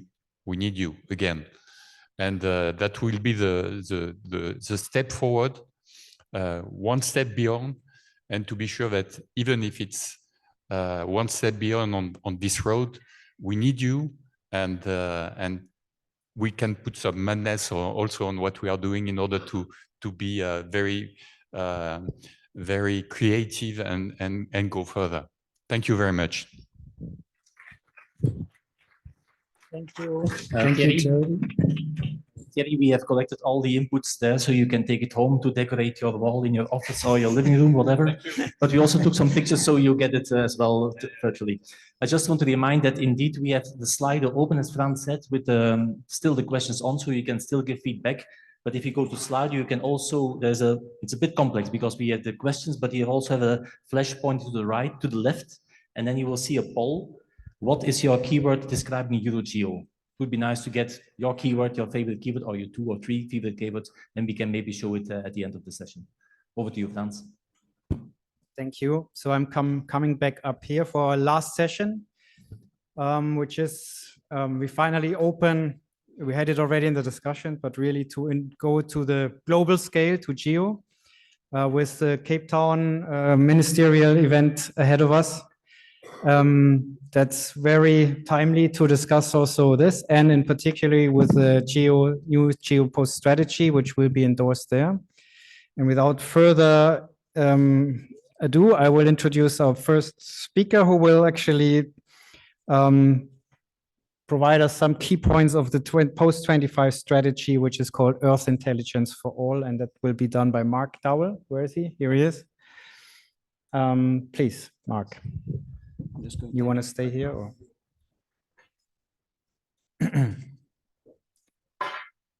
So we're going to have 3 presentations, and then we have again time for discussions. Okay, so let's get started. So I think there's kind of been in the background of many of the discussions in the last 2.5 days, this new strategy in GEO. This has been an effort over the last 18 months to put this in place. You're going to hear, we're going to present it basically in 2 parts. I'm going to deal with kind of the first parts on the kind of the main elements of the strategy, the emphasis and the new direction that we want to take GEO in. And Sarah will be speaking after me more on the operating model, so the last sections of the strategy itself, and then the subsequent implementation that we need to work towards now. To be honest, as I've joined some of the side sessions over the last couple of days, I don't know if it's as a reaction to drafts of the strategy you've already seen, or if it was already happening in the EuroGEO community.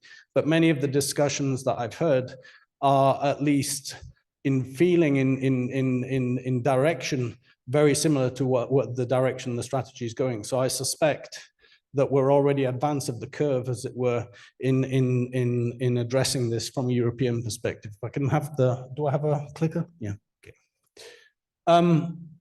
So I think I've got about 4 or 5 slides just to kind of emphasize the main points. The first in the strategy is to underline that we're building on some strong foundations, that we have these strengths within the GEO community. And there are 4 main areas that this address.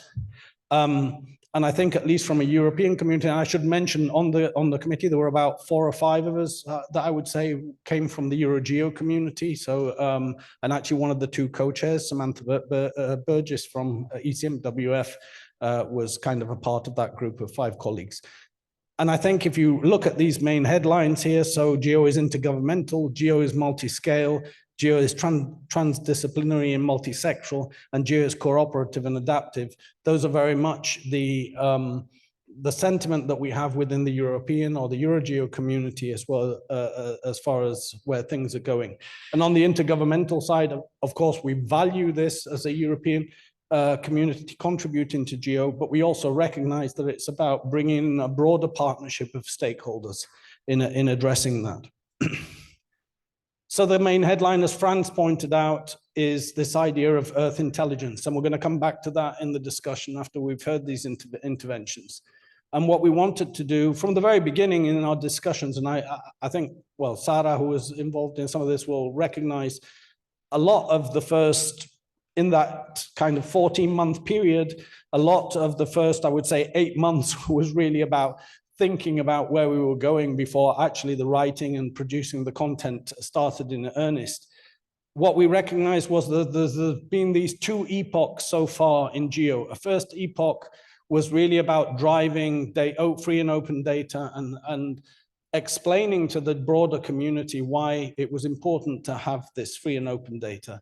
The second epoch for the last 10 years has really been about translating that free and open data into services that could be provided to different user communities. And I think that's happened quite successfully. And we've seen this in the kind of maturing of activities in the GEO work plan. And now where we want to go in the future is taking those core services, building on top of it, bringing in additional information to address Earth intelligence. Now, I won't be shy. Earth intelligence had there was a bit of a divided community in what people felt about it. But I think at the end of the day, we felt that it really reflected this transition that we hoped to make, and that it was up to us to basically explain to the broader community what Earth intelligence was about.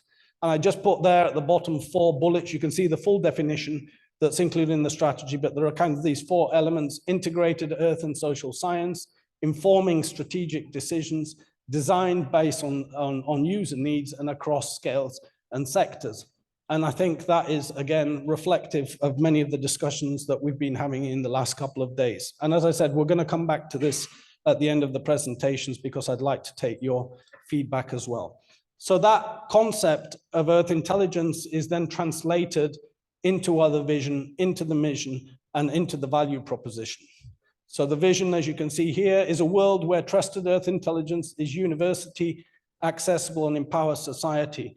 This idea of equity, again, if you look through the strategy, is there at many different points. And actually at the beginning, when we were thinking about the strategy, we wanted to really put equity up front. It was even for a certain period in the title of the strategy itself.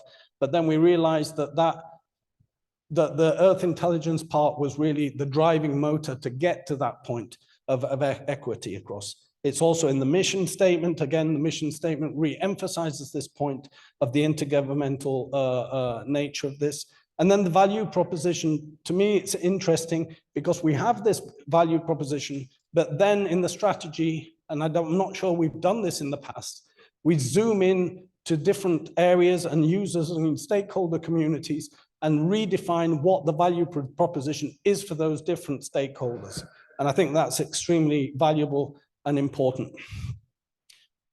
Of course, the strategy, there's going to be an implementation plan, as I said afterwards, but the strategy also identifies some core actions, which are about co-producing transformative programs, about increasing global equity, as I mentioned before, a key aspect, about integrating new technologies and innovation into this Earth intelligence services, increasing the participation of young people, as well as investing in integrated activities to raise awareness. And what we also recognize throughout the process of discussion of the strategy is really the strong partnerships that GEO has established and needs to establish in the future with all of the different stakeholder communities I mentioned before. So in our last session, we were discussing a lot about the value chain and this pipeline of activities. And we recognize that, again, as even at the global scale, as a fundamental part of GEO, with all of those stakeholders underpinning and helping us co-design those value chains for different applications and services. So this is the cover page of the strategy that will be presented for endorsement at the ministerial plenary at the beginning of next month. And you can get the latest version through the link I show there. And so I think, if I understand correctly from Franz, we're going to transition now straight onto the next presentations. And then we'll come back for a discussion on this point of Earth intelligence at the end. Yes, indeed. So as you already announced, our next speaker is Sara Venturini from the GEO Secretariat, where she is the climate coordinator. We're happy to have you with us. If that has changed recently. Well, I got promoted to climate and biodiversity coordinator because we needed someone. You have to update your website. Indeed, yes. So climate and biodiversity coordinator, Sara Venturini, and you will tell us more about the implementation plan of the post-25 strategy. Please, Sara, you have 10 minutes. Yeah. Hope it's the right one. Right. Correct. Yes. Thanks. Oh, it's great to be here. It was so useful to hear your feedback, your input from today's discussion, from today's roundtable. And it's actually my first EuroGEO participation. For some reason, I should have been more involved in the past, but other colleagues were, of course, have been supporting over the years. Forgive me for the very processy presentation, but someone has to do it. And so, as Mark introduced, I'm going to talk about the implementation of the strategy. GEO is presenting the strategy at Cape Town. Ministers will adopt it on the 10th of November. The strategy has a focus on delivering Earth intelligence and especially involving frontline countries and communities. The ministerial declaration that goes with the strategy also provides us with a mandate to develop the implementation plan to put the strategy into action. And the timeline for the development of this implementation plan is approximately December to 2023 to February 2025, because by April 2025, we need to have this implementation plan ready for launch at the next Geo-Ministerial Summit. The implementation plan will be developed as usual in a very collaborative way, involving and consulting with the community. And this is where EuroGEO, can support and shape the functioning of the future GEO. So the IP implementation plan will include a number of components. As you will see in the strategy document, there will be critical discussion around this new operating model.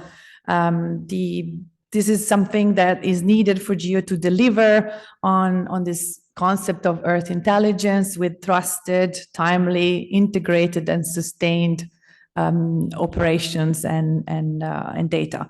So first of all, this operating model will be characterized by accountability and result orientation. What does it mean? It means that we need to integrate essentially project management best practices and create a prioritization framework for our GEO work program, for our portfolio of activities, and so that we can ensure that these projects are result-oriented and are sustainable over time. Secondly, representation and voice. We need to ensure that all members and regions are represented in the GEO governance. Currently, as you might know, some countries are not active or not represented in regional caucuses. At the same time, some regions are missing. There are some emerging efforts to establish new regional caucuses, such as the Pacific GEO or Arab GEO, that are currently part of a broader Asia-Oceania GEO. Third, financial sustainability. This is critical to ensure the longer-term sustainability and migration of outputs to have a proper impact on society. This entails essentially a creation of a system that enables resource mobilization for GEO activities, and also it requires a possible change in the status of GEO. As you might know, we have been constrained so far, but the legal status of GEO, where we couldn't really establish partnerships and benefit from broader funding opportunities. So we need to rethink that a little bit. Fourth, inclusivity, transparency, and participation. Here, we think that operations and resources should be definitely committed to integrating these concepts of inclusivity, transparency, and participation in all aspects of GEO's work. And this involves, for instance, communication, supporting multi-language services. There have been many requests over time from different regions asking to have GEO knowledge products or events translated in other languages, and so far we've only been able to support English, working mode. But if we have the resources, this could change in the future and enable participation of the people, of the stakeholders we need to have in our community. And finally, regional and national growth, and this refers to strengthening the coordination within the regional GEOs and at the level of national GEO to enhance our capacity to involve all the relevant stakeholders across ministries, across sectors, and foster this multilateral collaboration. And this is relevant, of course, for the EuroGEO community, and the role of the EuroGEO Secretariat will be critical in this sense to include all the right players. So, as I said, the GEO work program will be one of the elements of the future implementation plan. The strategy, this is an extract from the strategy document, already sets the vision for the future GEO work program. And it should look like a transformed, well-resourced work program with transformative activities that essentially demonstrate integration across thematic areas and along the Earth observation value chain with a strong focus on users. So we already have many of these elements present in the current work program, but we need to take a step further and really unlock the power of collaboration. So who's going to drive this process? For those who are less familiar with the geo governance, we have a lovely program board and they oversee the portfolio of geo activities, and the program board will be in charge of designing the post-2025 geo work program as part of the post-2025 implementation plan. And these are some of the tasks that they're going to address. There has been a task force has been established under the GEO program board to do so. They have, again, a clear work streams to follow. First of all, we need to assess the existing activities in GEO against the ambitions of the post-2025 strategy. Then they will have to identify the focus areas for the future GEO work program. Also, and most importantly, will have to deal with the development of a process to select, prioritize, and implement the new GEO incubators that you might have heard from me and my colleague Martin yesterday during the parallel sessions. And this is a cue to Evangelos to explain what the incubators process might look like in the future. And with these slides, I'm just going to conclude by saying that the process to define the GEO portfolio of activities is underway. It's led by the program board, but there will be opportunities for engagement by the community, and we welcome your contributions. So mark your calendars. These are some internal meetings, but there will be also some public events such as the GEO Symposium in September next year, and of course the GEO Week and the launch of the implementation plan in April 25. So we actually have questions for you. And after Evangelos' presentation, we hope we can have a dynamic discussion with you to get your feedback. I don't have answers. It's just a start of a process, but it's good to be here and to get your initial reactions on that. So thank you, and Evangelos is next. Go ahead. Please, Evangelos. Thank you very much, Sarah, and Evangelos will then debrief us on the current state of play regarding the incubators that Sarah already mentioned. Mark? Okay, hello everybody again. So it seems that we are moving from the big picture and the post-2025 strategy to the implementation and operating model of GEO.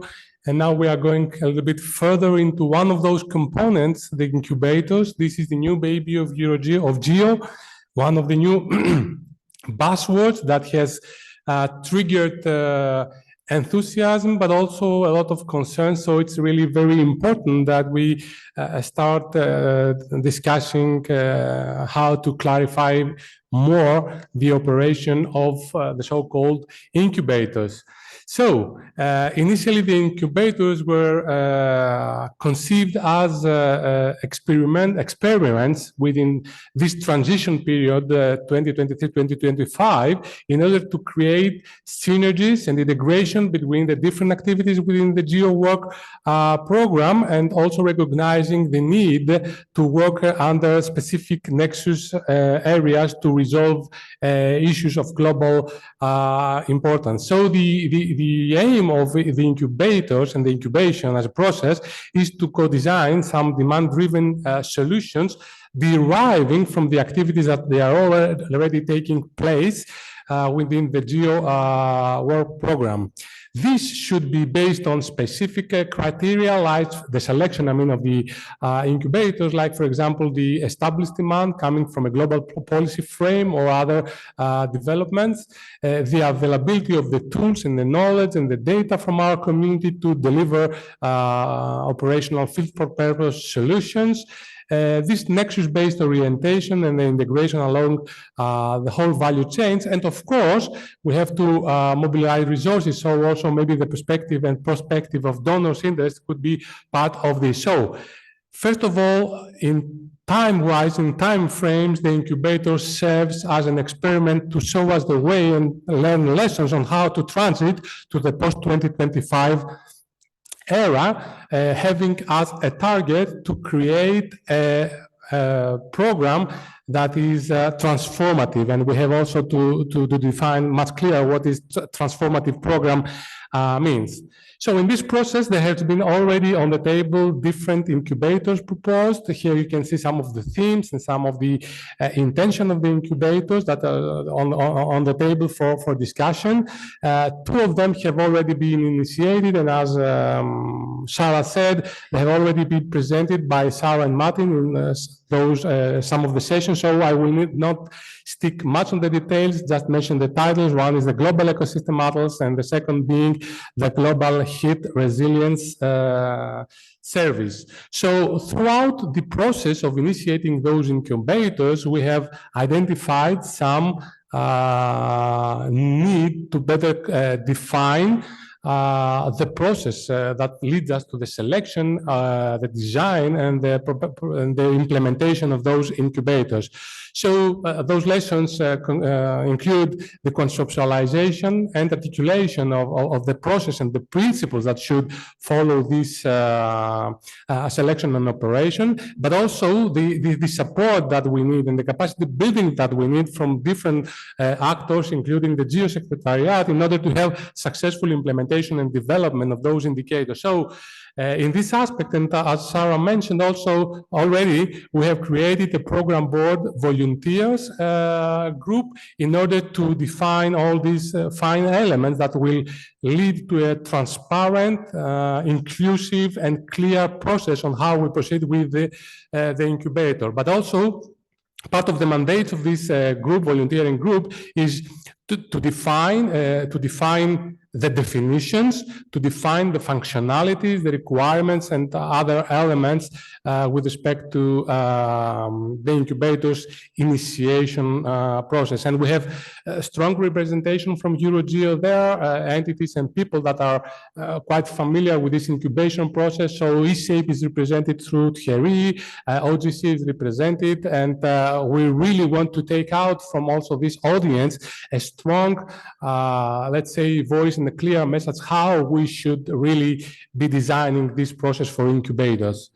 So, as I said, we put incubators in the time as a transition phase, but also we should put incubators within the work program, because some of the discussion we are having in different groups and forums, where should these incubators land in the work program at the end of the day. So just for informing the whole audience, this is the current, let's say, stratified structure of the work program. And the entry point for this being the pilot initiatives, there used to be the community activities, so this is where everything starts. When this becomes a little bit more mature, they can move to the initiative stage. We kind of think it like the gears, the machines that produce, the different products and the processes within the GEO that prepares to go more towards operational delivery of services, which is then the flagships, which deliver, some concrete results, but not just the flagships, to link to some global mandate. So sometimes, and of course, at the basis of all, it's the regional GEOs. This is something new with respect to the rest of the structure, which has to reflect the power, the convening power of the different regions and the ability to take decisions and influence the whole process. So sometimes we realize that there is some stagnation within the different layers. And if you are physicists, I mean, it's easy to relate this with a different stage of the atoms. And in order to change the stage, what do you need? We need some energy. You need some force in order to mobilize, all this power and move upwards. And this is where incubators come, to my opinion. The incubators is the energy, is the energizer, the facilitator. We can call it whatever you want, but this is something that has to cross the program and towards a global mandate that needs to be selected at somehow. But up to now, we have been doing it a little bit inwards looking, and this is a big mistake, because there is also an outer geospace out there which consists of many UN organizations, other international organizations, big companies, etc., that can really contribute to this effort. So it's part of our job to be able to attract those players, and as we move onwards and we move to a bigger level of coordination, these atoms, these electrons, should be also absorbed in the process in order to reach the scope. So at the end of this process, these incubators should land somewhere. And this somewhere is not really clear, but maybe it's good that it's not clear, because at the end of the day, it can end up to a flagship, which is the upper level of our structure, or it can go outside and be adopted by governments or be commercial, etc. So we shouldn't mind, as soon as the process up to that point can be transparent and with some rationale. So I think that this picture somehow synthesizes discussions that we have been doing at different fora, and it's a very good way to justify how we want to be transformative, because this is transformation within the project, the program, the GEO program, but also transformation in the whole, environment, also outside our program. So I think this is not written on stone, and we expect that the EuroGEO community will be able to really guide us through this process and come with something which is acceptable and will really guide us through the post-2025 era. So thank you very much.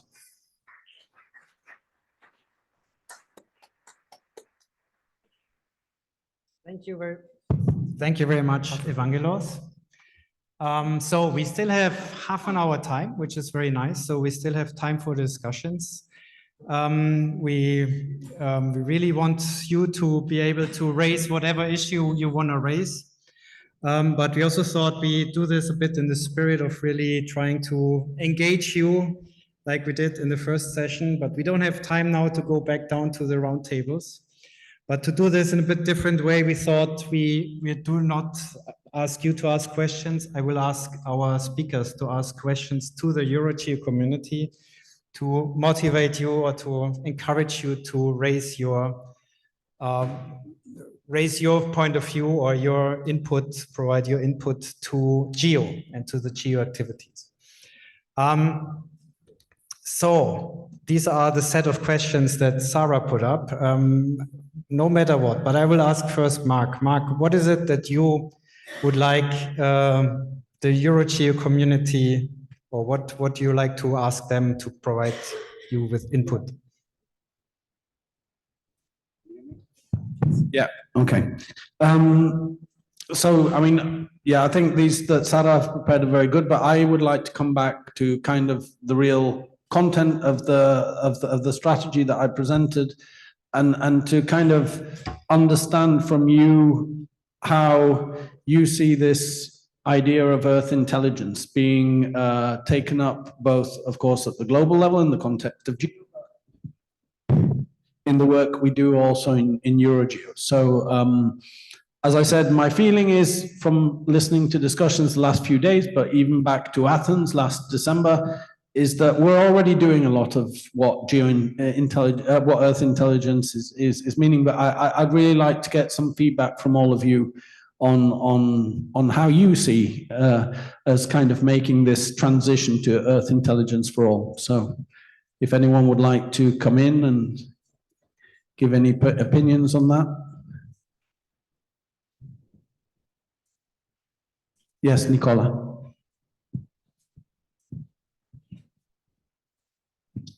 Thank you, Mark. Thank you, Sarah and Evangelos. Yeah, very interesting. I think what we discussed also this morning in different groups and is going through that direction, just Earth intelligence. I like the concept since the beginning. I think it's a way to increase the impact on society and in terms of outcome. So very often research has been doing research without increasing the impact on those that don't do research. So what is the benefit for others since we use taxpayer money to do research? So how we give back this to the society? That is clear, and I think also the way we are approaching the discussion to build up the EuroGEO secretariat functioning, the scope, vision, goes in that direction. It's not clear to me how in all this we have this geo incubator. I've been saying those things also in the ExCo. It's not clear to me how to collocate and the scope of this incubator are projects that are moving autonomously in overlap to already what is going on in the rich working environment, not only in Europe, but elsewhere also. So that is something that it's not clear why the Secretariat, as part of the Geo Post-25 strategy, pushed for this, and why only the one that listed, because the list can be quite long, actually. If we talk about in terms of a triple planetary crisis, and how we link this to the effort of other programs, like UNEP. UNEP is doing the same thing, very similar, with reference to the 3 planetary crises. So there is a lot to discuss. But thanks, Nicola, for that. And to be honest, I think I agree. I also think that there was some idea that everything needed to be an incubator at a certain point, which I think is not the case. There are some cases where there's a very direct policy request for providing data and information to reporting. I mean, I think Evangelos started to explain how, for example, the prioritization process at least would be addressed and things like this. But there are still probably a lot of open questions on how this incubator process fits in. Is that correct, Evangelos? Yeah. Absolutely, and actually this is the work of the volunteers group to clarify, and actually we would like to hear all the concerns coming from this community in order to try to resolve and make a process that is clear. But answering your initial actually question, why should this happening? And I would say that we have a lot of initiatives, we have a lot of activities taking place. Many of them are working in silos, and we are recognizing duplication of efforts. So if you see that this stagnation does not really move somewhere, you have to somehow inspire them and initiate a way that they can actually work in synergy and reach a higher objective. So I think this is the mechanism, not the mechanism, the need behind something like an incubator. So I see it as a progressive power for the work program.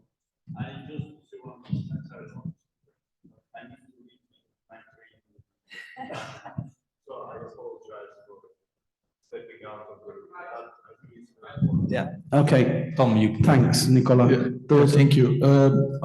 I have a question about more technology-wise, like technologically speaking. If you talk about incubators, you have today these massive infrastructures for processing geospatial data, Google Earth Engine, Microsoft Planetary Computer, and kind of in US, the universities took this Google Earth Engine as a platform to do the research, right? They accepted it. And what is your relationship to that? And do you recommend using it in this geo framework you have or not? And if not, why not? Okay, well, that sounds like the type of question that could get me into a lot of trouble as a European civil servant. But I think that in the context of the strategy, we definitely were not trying to provide any clear direction on what type of infrastructure should be used for implementing this idea of Earth intelligence. This could potentially come out of the work of the implementation plan. My personal view is that as a European kind of community contributing to GEO, we should also take advantage of infrastructures that we are developing in Europe. Of course, in the context of what we're doing in Copernicus with the CDSE, but also other investments such as the Open Science Cloud and things like this made in the digital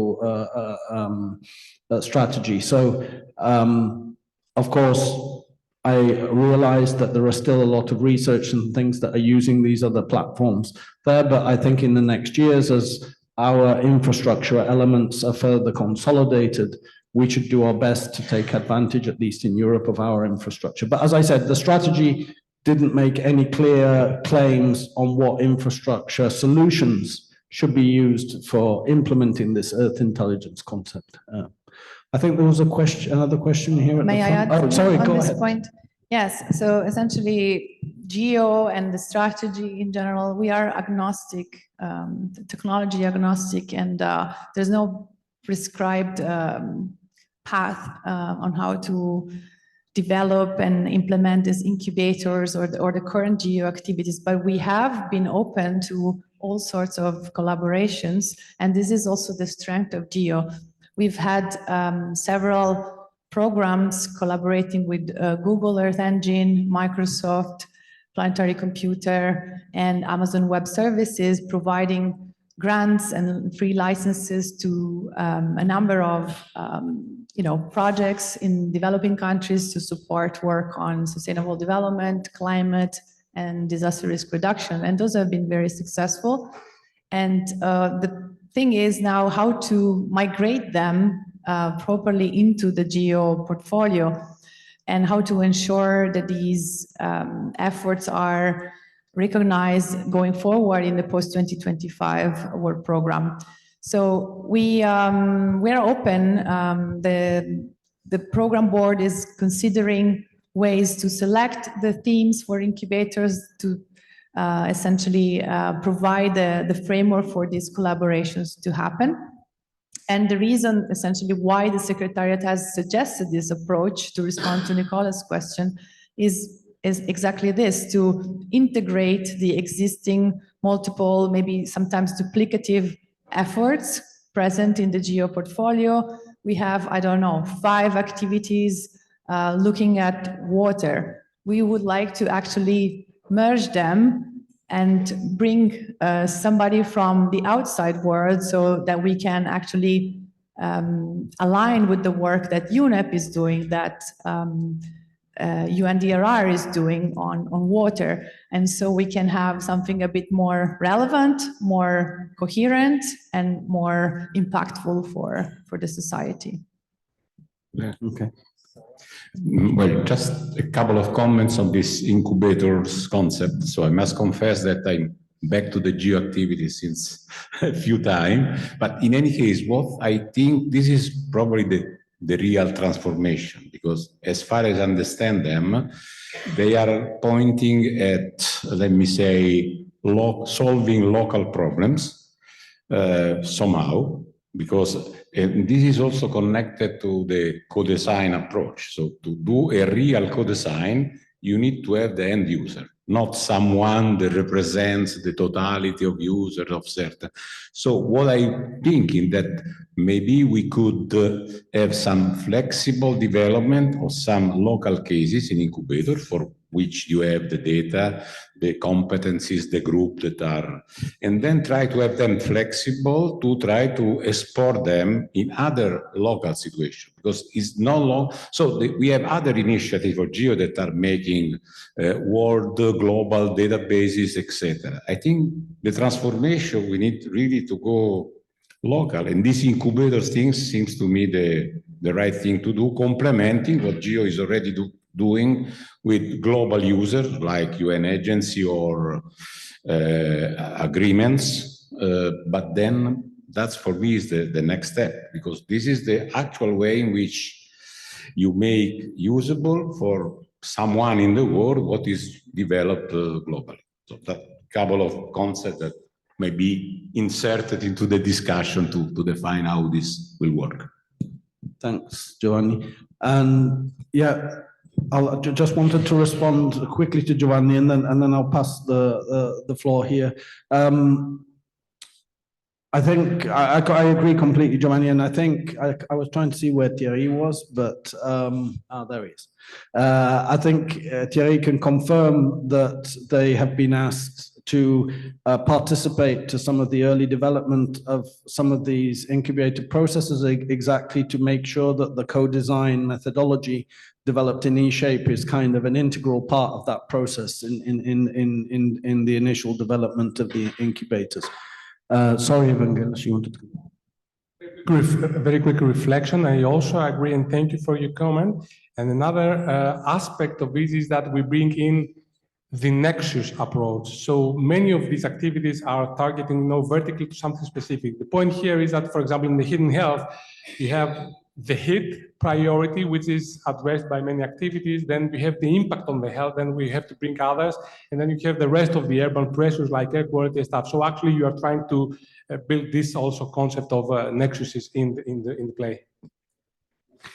Thank you, Mark. Thank you. Actually, I would like to ask all of us if it's only me having the feeling that we are forcing ourselves to use new terms, but saying or expressing actually what we were trying to develop for years now.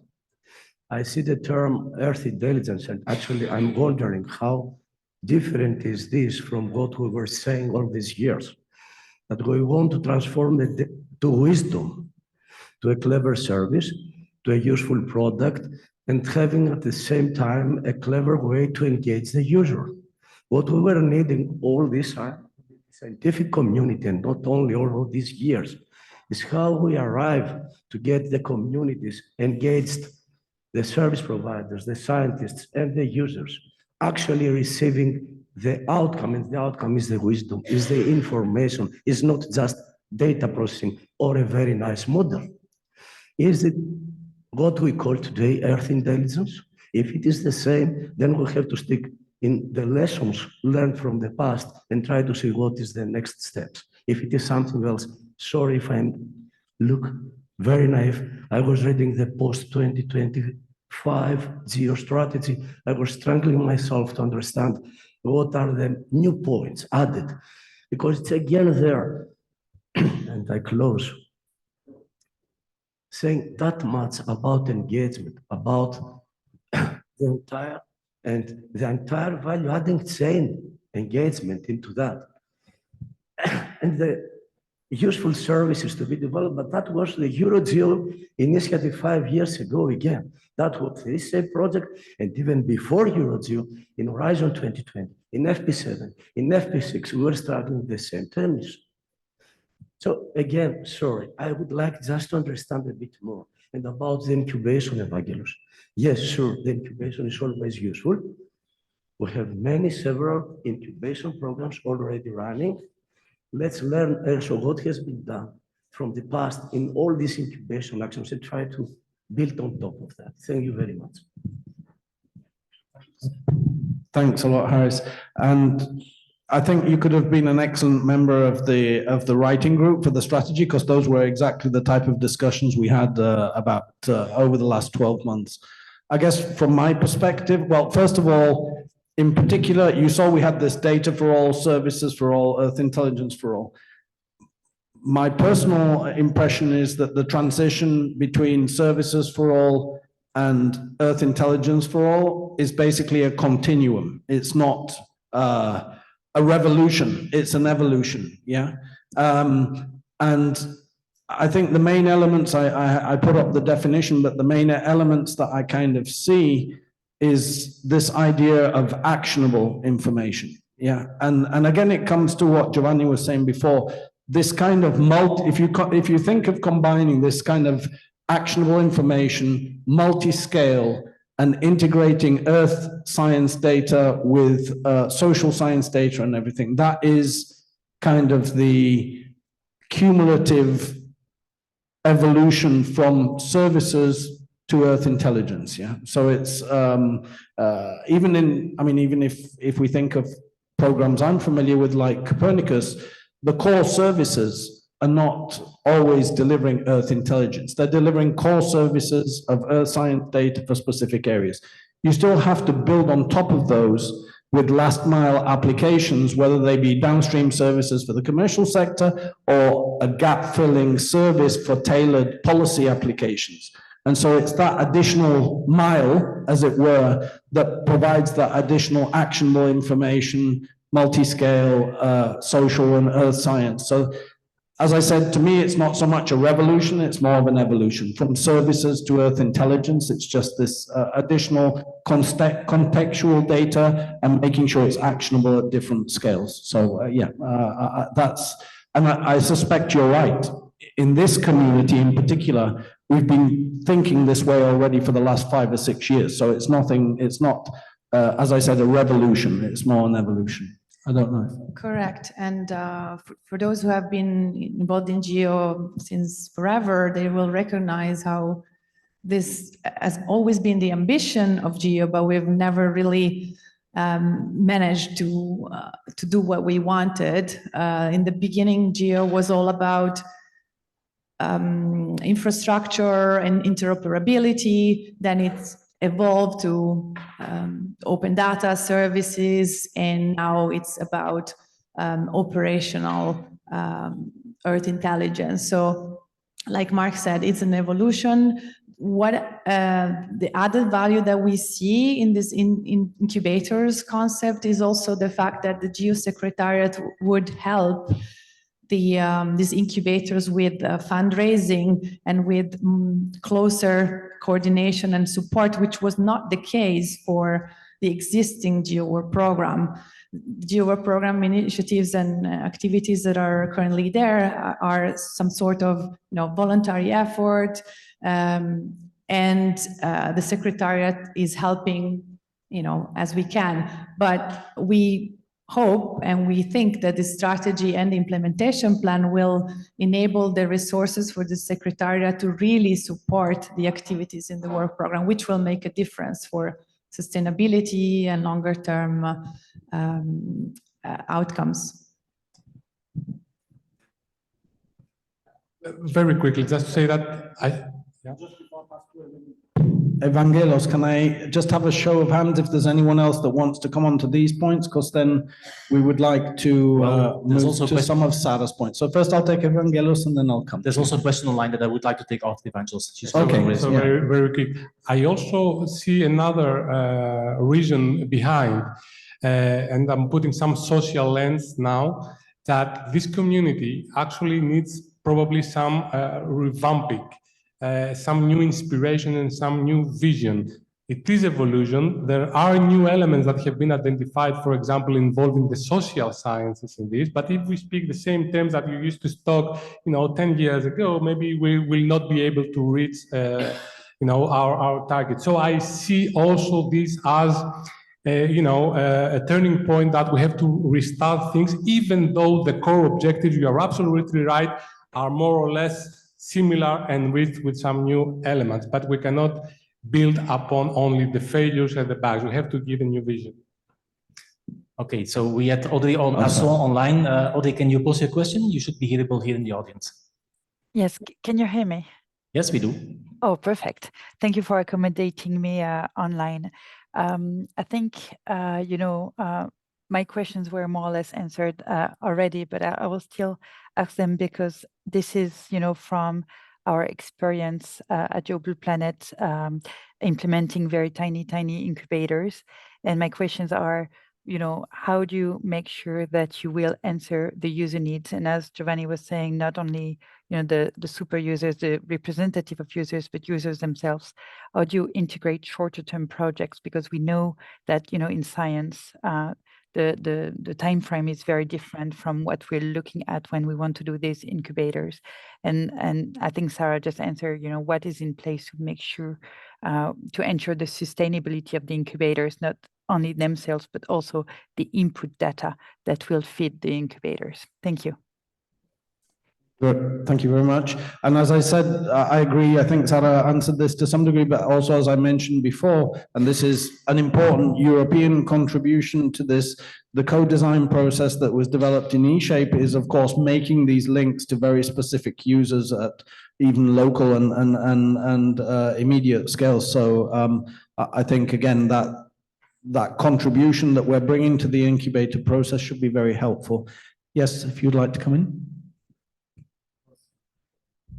That was Audrey Asson, I think, from Mercator, just to mention. Bente wanted to come in, yes? Here. Yeah, okay, so I'm a bit concerned about this incubators as well. Yeah, absolutely, because I don't understand exactly how it will, I think it will really create a significant burden on the GEO secretariat. What I really would like to see is more core activities, more supported. I think one of the legitimacy of GEO is to bring on board new users, new potential service providers from all parts. It's really the core. For me, it's really a strong value. And if the GEO Secretariat has more time to find monies and so on to fund them and to support, in fact, the already existing contributors to GEO, they have less time to onboard the new capabilities, to promote these capabilities, and to onboard new communities. One example, over the last 2 years, the private sector engagement of SMEs, as you say, is dormant. I would be pleased to see something on this side. Thank you, Emmanuel. And to be honest, I mean, I think the strategy is not making any statements contrary to what you're saying. So to me, what will be important would be that you bring these opinions now into this program board task force that is developing the implementation plan. I mean, I think you make some very valid points, and actually I would tend to agree that the resources are probably best placed in bringing in these additional stakeholders and processes. So I think it would be good that you bring these things into the discussions in the task force. I assume you agree, Evangelos, with that. So finally. It's okay, thank you. Bente Liljavi here from Norway. Well, first I have to say, Evangelos, it was a pleasure to see all these references to physics and the space as an astrophysicist. The incubator, as you said, Haris, the things that, and you, Mark, the things that we have been doing in GEO family has been, we have done it, and we are doing it in the member countries and the participating organizations. So I don't disagree. I think it's, it might be a way to engage in a new way to inspire. However, and you probably know what I'm going to say now, is the core of GEO is to promote, to advocate Earth observations. There is no other organizations in the world who has this particular role. Now, Sarah, you said, well, you need to engage UNEP, et cetera, et cetera. They are members of GEO, so they could participate and contribute through their membership. We need, in order to succeed with the incubator and with the work program, we need to focus and to help with sharing data, facilitating data management, to help with the concrete, do the dirty work with data, because it's not happening by itself. The devil's in the details. And this is what I think that GEO's role should be focused. We should focus even more on that. We were having this, in this group work, it was said that we should be proud of the GEO data sharing principles. So we started with Landsat as an inspiration in GEO, and then look what we did with Copernicus in Europe. And so having this voice, to maintain this voice of open data sharing, and I think this, I'm afraid that we might lose focus on this part. I don't disagree to sort of have some more energy into the work program. It's fine, but please don't forget this, this core of GEO. Thank you. No, we won't.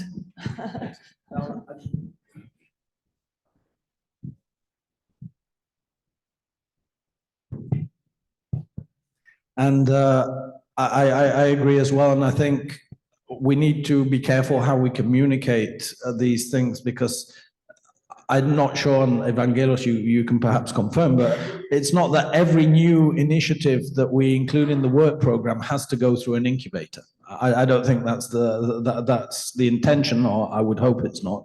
And also, I think we should be careful not to kind of these incubator initiatives are getting a lot of attention and emphasis and resources as well being invested in them from the Secretariat. This shouldn't be to the detriment of the other core values of GEO, but also the other aspects of the work program that are already providing services and need to evolve to do so even better. I don't know, Franz, if we should. Okay, we'll take one more question point here, and then I know that Sarah also had a few additional questions that maybe we should put up in case anyone wants to react. I just had one question. I'm new to EuroGEO, and from what I'm hearing, there seems to be a slight move towards a European silo. And it's a global product, what we produce here, which we should be proud of. We've developed world-leading skills, which we should be proud of. And I think we have a duty for two things. One, to make sure that the global community uses the product that we have, because it's probably the best in the world. It's certainly the most secure funding. And secondly, that the skills we have derived are available to the global community to use other global products. So we're selling not just the product, but our skills. And if we focus too much on doing European things, on European products, in European geographies, we're not fulfilling what we should do as a duty to the planet.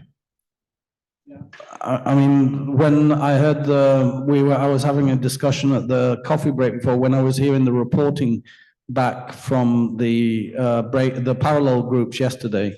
One thing that I commented was that I thought we were missing the opportunity to show the link between the European and global dimensions in many of them. So I agree with that.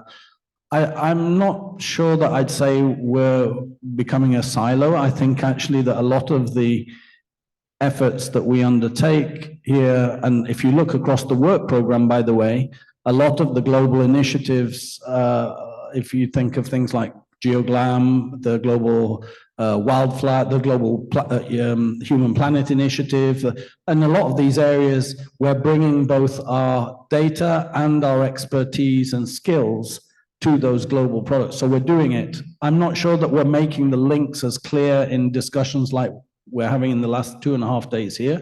And we already said this after Athens, that we really need to show where Europe can provide kind of, not leadership, but just kind of a path for the development of these global products based on both our skills and our data sets. So I completely agree with that. But I'm not sure we're creating a silo. I think that's a bit. Yes. Well, we are doing leadership as well. I mean, I didn't. Yeah, I mean, it's not so much.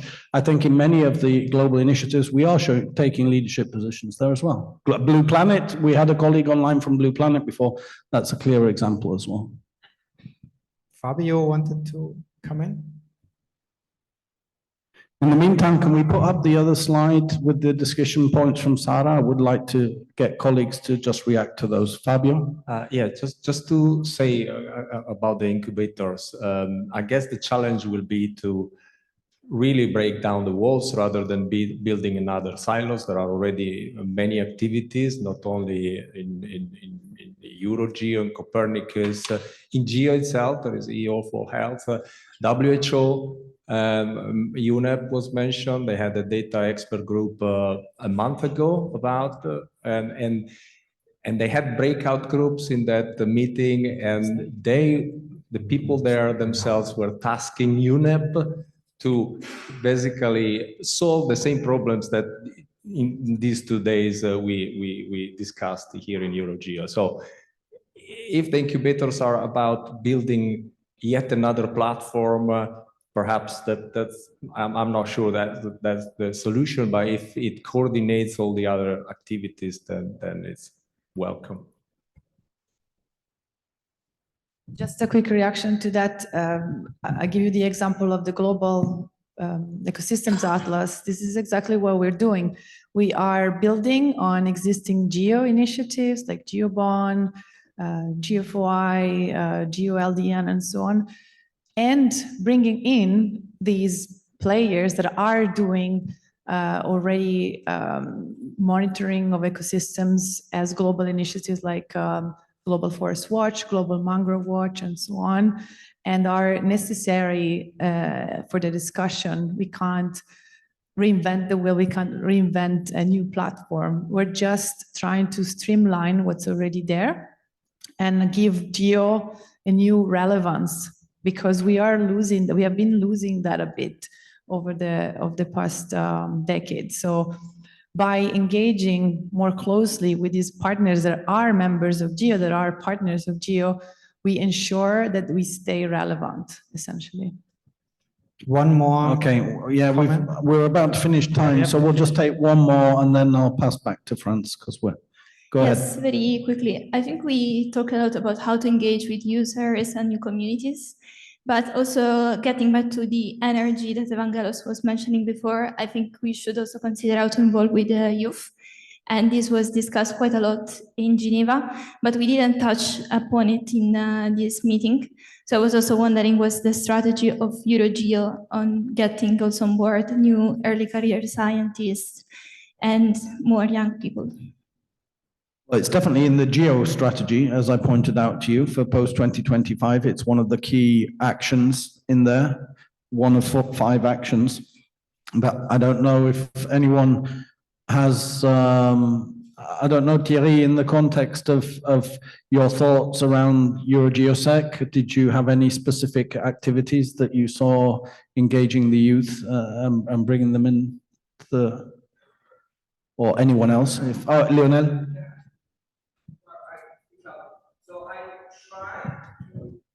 To use your mic. I try to provide to all our PhD students a mandate to fill a DMP, very concrete activity. So they are Earth observation in the energy domain. They are using EO data. So in order to get acquainted with this approach of being part of a bigger thing, so try to fill the tool that has been developed in eShape and concretely try along the 3 years of your PhD to revamp this data management principle, because you are using your data, you will produce some potential result and you will generate new data. So all the historical as well legacy of the data you're using should be put into some concrete action. So yours, PhD student, can basically concretely be doing exercise regarding this activity, which is under the GEO umbrella. Excellent. But yeah, just to say, I mean, your point is taken, and maybe we can think of a dedicated session or something at the next EuroGEO meeting where we address these points. Thank you. And I just wanted to point out to Anna that, for example, the Hidden Health Incubator from its initial design has been taken into account these needs, and it plans also for youth campaigns in the different pilot cities that is going to start to being implemented. So this is nice, because actually it shows that there's a mechanism that can absorb needs like that and put them in place. And a little bit shortly reflecting on Bente's comment before, we really have the different players in the GEO program, but we see that it's not always easy to have them work together. Even if we talk for a collaboration in a theory, the ideas are plentiful. But in order to implement, you need a project, you need a call, you need a platform. So this is another reason why incubators can be really facilitators, and resources mobilization is also an inherent property of the incubators to search for additional funding for doing so. Very much. I'm afraid we have to come to an end with this discussion and also with the EuroGEO Workshop 2023. Thanks a lot. Thanks to all the speakers. Big applause. Thanks to all of you for engaging in this discussion. Thank you.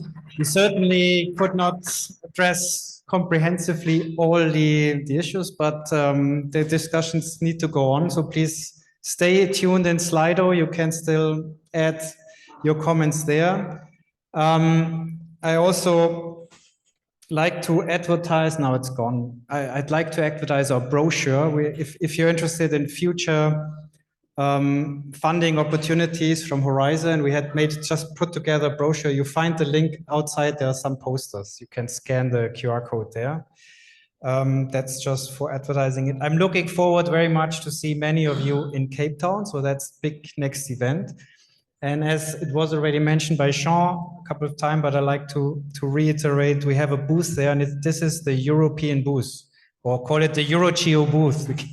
So, and it's really, you're really all encouraged to contribute, either being there, present something, take the time there to discuss with people on the global scale, and take this as an opportunity, or present offline with an e-poster or so. This call that we have launched is still open. You can still apply or just announce your contribution, except if it's experts. If you need to have somebody or need to pay for somebody to travel there may be still the opportunity, but then you have to be very, very quick, because the registration closes on the 6th, and as I understand, it cannot be extended for people. So that's two announcements. And with that, I'm closing the workshop, not without thanking those people who have really engaged a lot in making this possible. And that's in the first place our local host, Alex Jakob in particular. Thank you very much. And to your team, Paula and Irina, and probably many, many others. Yeah. Thanks a lot. Yeah, I also want to say a few thank you words to all of you. First of all, maybe also to Tom Engel, who actually brought us together to even have the matchmaking that we have the event here. So thanks for that. I want to thank the European Commission, and specifically also Erwin and Jean, who really helped with all the arrangement and set this all up and organized everything, and all the other people as well, including also the Consiglio Nazionale di Ricerca here for the Italian representation, and Nicola. And also the colleagues from the JRC who involved with the reporting and everything here in the background. So thanks for that. And then, of course, as you already said, all the colleagues here from Europe who helped to make this a reality. This really was a huge effort with many people. And I want to give very special thanks to Irina, who's up there. And I wish that you come down here, please, because these here are for you, for all the work that you've done in the background. She did all the logistics that we had, that you had food here on the table, that everything technically was there. There also thanks to Ivan up there, our community. Thank you very much. Yeah. Thank you. So, and finally, just to all of you for coming here. I know that traveling to Bolzano is not the quickest thing to do, so really appreciate it that you came here in person so that we can really discuss lively here. So thanks a lot for that. Thank you very much, Alex, and thanks to all. And I really like to reiterate the thank to Erwin Gore. He's really was the engine behind this workshop, and also his colleagues Gael and Lara. So see you again, probably in Cape Town next year. We will have a EuroGEO workshop that will be organized by the EuroGEO Secretariat mainly. We are discussing a potential location. I think it will be north of the Alps next time, and probably east of Central Europe. But we don't know yet exactly. We will keep you informed. Thanks to all of you. Have a safe trip back. See you soon. Sorry. The last word, by the way, the last word is on you, actually, not on me. So again, in Slido, put in your keyword, what is EuroGEO for you? And we create this nice, or elaborate on this nice word cloud. I need to say something. Okay, and Tom wants to say something. The show goes on, so we continue just after lunch with the global workshop on OpenNet Monitor. I think you do have to register still. I think half of you are staying. So you do have to register. So go please back to the desk to Irina, and she will explain you. But we continue from 2 o'clock. So we are just halfway. It's just half time. So don't get too relaxed. Okay? Thank you. I will go home if you allow. Thank you. Good. So, it's nice. Buzzwords. Intangible. Bureaucracy. Bureaucracy. Okay. Quite but critical. yeah, camaraderie. Camaraderie. No. Yeah, friendship. So it's Collaborate. nice. Okay. Well, at least, should I save this version? Like, It will be. okay. I would just leave it open at some point Yeah. or make a Yeah. screenshot or something. Okay. I'll do. Good. Okay, since this time I did not.